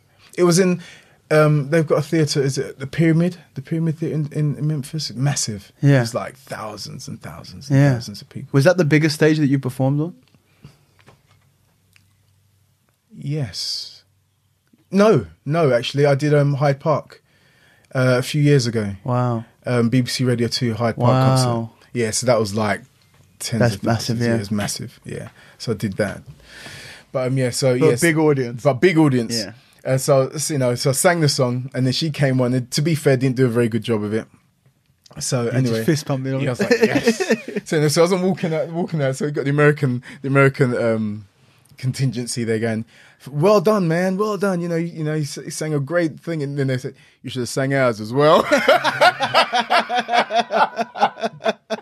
I was like, yes, you know what I mean? And he got the knockout. Yeah, and he got the knockout. Superb. Mate, it was a wonderful experience. Man, that just sounds like I was looking up and I was like, man, that's insane. Yeah, big. That is proper crazy. Big deal. That is Big deal. proper crazy. Yeah. Anyway, guys, we've done almost 3 hours now. Oh, wow. What? Yeah, I know. That's the reaction that everyone has at the end of the podcast. We've done 2 hours, 50 minutes. So Wow. before we go, let's kind of plug some stuff. If we've been speaking about it the whole time. I was lucky enough to come and see it earlier in the year, I think in January. I'm not massively into musicals, and I loved it. I think it's just there's something about it. It's really there's no surprise it's got all of the accolades that it has. Really, really awesome show. So anyone listening, I advise you to go and check it out. What's the website that they can go onto? As if it's a hard thing to find. Look up Lion King Lyceum Theatre. Yeah, London. Yeah, and then your music. If they want to listen to you, just I know that you're on Spotify and stuff like that. Spotify. Last couple of albums, Evergreen, and Shaun Escoffery, and I'm currently working on the new one now. Awesome. Red Room. And the Red Room, yes, yeah. Sorry, God. Anything you want to know about Shaun, just ask me.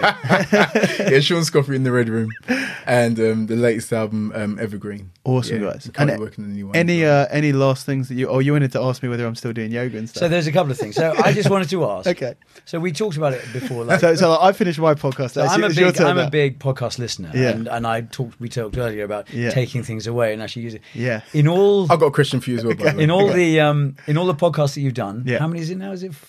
It must be nearly. This is going to be episode 51, I believe. There we go. 51. Wow. And that's crazy. What's the biggest thing that you've taken away? And that you still do now? Man, you know what? I've done so many now, I can't even remember. And they're all like 2-3 hours, like 100, probably over 100 hours of chatting to people. And like the weird thing about it is that I don't know when I'm talking about anything. I don't know whether I've said it before in life or on the air. It's the weirdest thing. You just don't really know whether something. Yeah, when I'm talking and saying stuff on here, I'm like, man, have I said this already, or have I just been chatting to my mate about it? Yeah. In terms of stuff that I've actually taken away, I don't really know. I think it's I think there's like small things that you pick up in different ways of looking at stuff, and because especially at the moment, I'm trying to get like a lot of information in. I've recently like stopped watching TV pretty much entirely and just listening to podcasts and listening to books and reading books and stuff like that. And I think that there's a limited amount of like conscious knowledge that you can hold on to. Like, I remember this information, and I still just try and put more in, because I think that there's a deeper knowledge where you don't necessarily know it off the top of your head. You couldn't repeat it, but it's in there somewhere. You know, it's forming connections on the inside there. So in terms of like actual stuff, you know, I couldn't actually think of that. I mean, for stuff. instance, do you sleep with your phone by your bed? Who is the guy that? Yeah, I do. You do? Yeah, I do. Yeah, I do. I you know, I've spoken to a lot of guys about little things that improve it, and I've definitely taken it on board. And I think I intend to do it here and there, but never really made a big jump. Yeah, I still sleep with my phone. I do have the grounding mat that we spoke to on the Gareth Riddy one, but I had that before. I had that beforehand. What's that? Sorry? Like a it's a mat. But a lot of people just were like, "Oh, Dan's full of," you know, they're talking about bullshit now, pseudoscience. But it's basically a mat that's got a conductive, and it goes into the ground outside, and it's meant to mimic the touching the ground outside. And there's some sort of electrical connection between all of that stuff. I'm not sure I buy it, but sometimes it's on, sometimes it's not, and sometimes you can tell. But that was a fascinating podcast, actually. There was a lot I took away from it. Yeah. I mean, I think some people really enjoyed that, and they really felt like they took a lot, and some people couldn't listen past, because we came straight out of the gate talking about grounding mats, and people were like, "Oh, this is bullshit. I'm not going to listen." But I think there was a lot more in there, the blue light stuff, and I was thinking about getting the blue. One of the guys after listening got a blue light glasses, like takes away the flicker. You know, you're looking at your phone too much, and it takes away that blue light. I make sure at 10 o'clock my phone switches to the yellow, whatever it is, light on your iPhone. I do that, and I've got that on my computers as well. So interesting. Yeah, here and there. The yoga, I did 4 days of consecutive yoga. I didn't make the 10 days. Funny. I was listening to Sebastian Brosh going about 10 hours of sleep, and I was looking, going, when? Yeah. If I get 6 hours of sleep, I consider myself lucky. Yeah, I know. I mean, I know. You know, I had to be up early this morning because I live in Woking, so it's a 2-hour journey. Yeah, still had to walk the dog beforehand and stuff. Yeah, like that. But you know, like Sebastian is put himself in a position where he could revolve his life around all of the things that he wants to do. So you know, he I said he came training with me after we did the podcast, and I asked him if he wanted to come training the next day because he was looking for a place to train, and it was a later class. And he goes, "Can't come, I've got to sleep." Yeah. It's as simple as that. Like, the class finishes at 9:30. I've got to be asleep by 10. I won't get back by 10. Whoa! You know, because for him, it's not about the number of hours that you sleep, but actually when you sleep. You've got to be asleep by 10 o'clock, because I think he said between 10 and 2 are the most important hours for your cardiac rhythm. See, the end of the show might suffer if I had to sleep at 10 o'clock. That's what I'm saying. It's just not so. You know, I get home at 10:30 from training some days. It's just not an option. So I mean, we don't get home till what? I'm 11. Yeah, half 11. Yeah. Okay, I've got a question for you. Yeah, go on. It's a question I've asked high-level athletes, you know, when I've had the chance to ask them. So, what's your mental preparation before competition? Yeah, you know, I've spoken here and there about it. People ask quite a lot in terms of like stuff on the day. Yeah, and then even beforehand, do you know what I mean? How do you but on the day especially, yeah. So I've done some work in the past. I think there's a lot to it. Obviously, I've competed a lot, and I've competed on big shows, so I don't get intimidated that much. I've done some work on sort of conditioning a trigger, so being able to do one thing, or basically to turn on that stuff that happens automatically for you when you guys give each other a nod, or when you suit up or whatever, to create a trigger where I can step into basically the alter ego that's going to go and fight. And that allows me to, you know, a lot of people get beat up with the nerves for weeks or days or sometimes hours beforehand. Last time I competed before Polaris at Tanko, I fell asleep about half an hour before I fought. Just watching one of the fights. Obviously, wasn't a particularly interesting one, and I fell asleep. And one of my students had to wake me up, and I was just like, "Oh, cool." And then when Lennox Lewis used to do that as well. Was that Lennox Lewis? Did it? Yeah, asleep, yeah. You know, and he was just like, how are you so relaxed? I'm like, well, you know, I'm not fighting. There's someone else fighting. So I've done kind of work on getting that trigger. So just before I start warming up, about and then maybe 10, 20 minutes before I compete. Yeah. I'll get my body warm, and then I'll go in and I'll flick that trigger, and then it's the fighter's out, and then he's going to compete. Me as a spectator now, and then that allows him to, that's his only job. Yeah, he doesn't need to. That's the ape and the person, right? Yeah. And that's what it is. And the ape just fights. Yeah. That's all he does. He competes. He doesn't need to worry about recording podcasts. He doesn't worry about walking the dog. He doesn't worry about eating or relationships. Doesn't worry about anything. He just fights. Rocks. So if you had someone who just does that, he's not nervous because that's what he lives for. Yeah. I can't do that. I think if you don't have that separation when you're doing something intense like competition, if you don't have that separation, then you either can't unleash yourself to the fullest because you'll be a dick, or you do and you're a dick. Yeah. You can't have that fighter mentality 24 hours a day doing everything. So that separation allows, he just does that, and that means that I can be chill and he doesn't need to be nervous because that's all he does. So that separation allowed me, and that was not something that came natural. That was something that I built up and did work with sports performance coaches to do, and then do work by myself, and you build into that. Interesting. And the second episode 2 of the podcast, I talk about that, and with my mental performance coach, and he's starting a podcast that I'm going to be on soon, so we might talk more about that. But because of that, it allows me to relax up until when I don't want to relax, and then it allows me to immediately be hyped up. And sometimes you can go before the last Polaris, I probably went too far and was going a little bit mad, like too hyped up. So you've got to be careful about not going too much to that side. But by the time I actually walked out, I was pretty chill again. But wicked, yeah, amazing, very interesting, very interesting. I mean, I'm fascinated by that. Do you know what I mean? Because when you guys are at the high echelons of what you do, it's not an accident. Do you know what I mean? So I'm fascinated by that switch, by kind of because it's only a very small percentage that can handle such pressure. Yeah. Do you know what I mean? So it's something that I've always kind of I think for some people it's they've got to raise themselves to a level, and other people need to lower themselves to a level. Yeah. And I think for me, I'm sure that there's people out there that do it very differently, and it's something that I'm interested in when I get to talk to the high level performers on the podcast. Something that I also want to get into with them, and I've got some guys lined up like Braulio and Roger and stuff like that. Braulio. Yeah, he's agreed to do it, and elite level guys, and ask them what's going on in their head and kind of see if there's patterns and stuff like that. But for me personally, that was that both allows me to lower myself before I to not get too anxious before I compete, and also to try and control going too far the other way as well. Wicked. Yeah. Any other questions you got for me? No, I don't think so. I think I just want to thank you for this opportunity. Honestly, I can't tell you how much I love the podcast anyway. Thank you. It's really, and just how kind of because I didn't really sleep very well last night because I was so excited about this. Wow. Do you know what I mean? Me too. And when we talk about it, George and I, we've done some amazing things. In our career, some huge things. When I think back, I think cool, but this is one of the highlights. Wow, that really means a lot. Yeah. It is. It's just one of the highlights because it's something that we're just so invested in.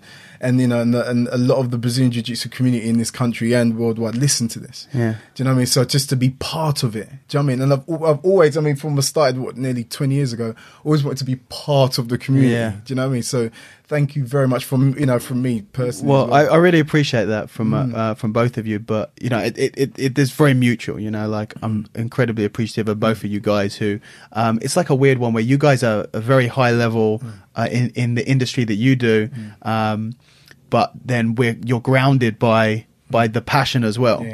Yeah. So it's a pleasure. And I think not only are you guys actually part of the community, but actually you guys are whether you want to or not, or whether you like it or not, or know it or not, you represent UK Jiu Jitsu. Well, if that's the case, it's an incredible honour. But without a doubt, and I know that there's been a lot of press about you because it's such a passion of both of yours, and it's inspiring to see both of you for different reasons. Someone who's done it for so long and managed to come back to it, someone who's taken it up at an older age and been so passionate about it, and being able to get it with all of the other stuff that you're doing, and actually embracing the grind and how difficult it is, despite how easy relatively easy your life, how much easier your lives could be without having to go through that. But the passion and the desire to do it anyway. But I think you guys you look at to break through the jiu-jitsu community into the mainstream. You look at who's doing jiu-jitsu. The Keanu Reeves doing jiu-jitsu and Ashton Kutcher doing jiu-jitsu, and who are already in the mainstream that are also doing our sport. And in the UK, it's you guys. You guys are big in the mainstream. Oh, what a shame. Ashton Kutcher, Keanu Reeves, George Asprey, Shaun. But you are guys who are kind of in the mainstream, very different industry, and also are connected through the jiu-jitsu. So you guys are a representation, and what a representation it is for both of you that you have of the sport. So that's very kind. Can I just give a big shout out to everyone at Andy Robbins, anyone you want, Jay, James, especially Andy. It's been, and the welcome I've had down there is just unbelievable. So to everyone there, all the training partners, thank you. It's been amazing. And likewise, I just want to just big up Eddie Cohn and everyone at the UK BJJ family. They mean so much to me. So he's one of my best friends, and the guys there give me a hard time all the time. But I just want to thank you for being part of the team. I love them. And my wife. And my wife for putting up with my mad passion for years. Putting up my midlife crisis. Yeah, definitely. Guys, to get my girl, man. One of my favourite episodes. I really, really enjoyed. I was looking forward for so long to chatting to you guys, and hoping, even when I started this, that I'd be able to get you guys on at some point. So thank you very much for coming. I really, really enjoyed it. Thank you very much. Thank you very much. Cool, guys, that is it. Hope you enjoyed the episode. It's probably one of my favourite episodes to record. I've been looking forward to chatting to these guys for so long, and it was an absolute blast. I really, really enjoyed it. If you want to find out more information about The Lion King, I'm not going to bother putting links because it's literally one of the biggest shows in the world. So just stick it into Google, and if you're thinking about going to watch it, go for it. You won't regret it. I'm not a musical fan whatsoever, but I absolutely loved the show. It's just it's a really, really unique experience, really, really incredible show, and you get to go and see these guys, do what they do best. So yeah, go for it. It's really good. You won't regret it. What else? If you want to contact the podcast, you can email me at podcast@raspberry.com. You can follow me on Facebook, on Instagram and Twitter, raspberry_ape. You can subscribe to my YouTube channel, where this video will also be, at youtube.com/raspberryape. Check out my website, raspberryape.com, all the other crap. What else? Yeah, main thing, guys, is if you enjoy this episode, and indeed any episode of the podcast, then go and share it and subscribe. I don't try not to post too much about it. So yeah, if you enjoy it, then just go for it and share it with your friends and spread it out there, and other people can listen to it. Until next time, take it easy, guys.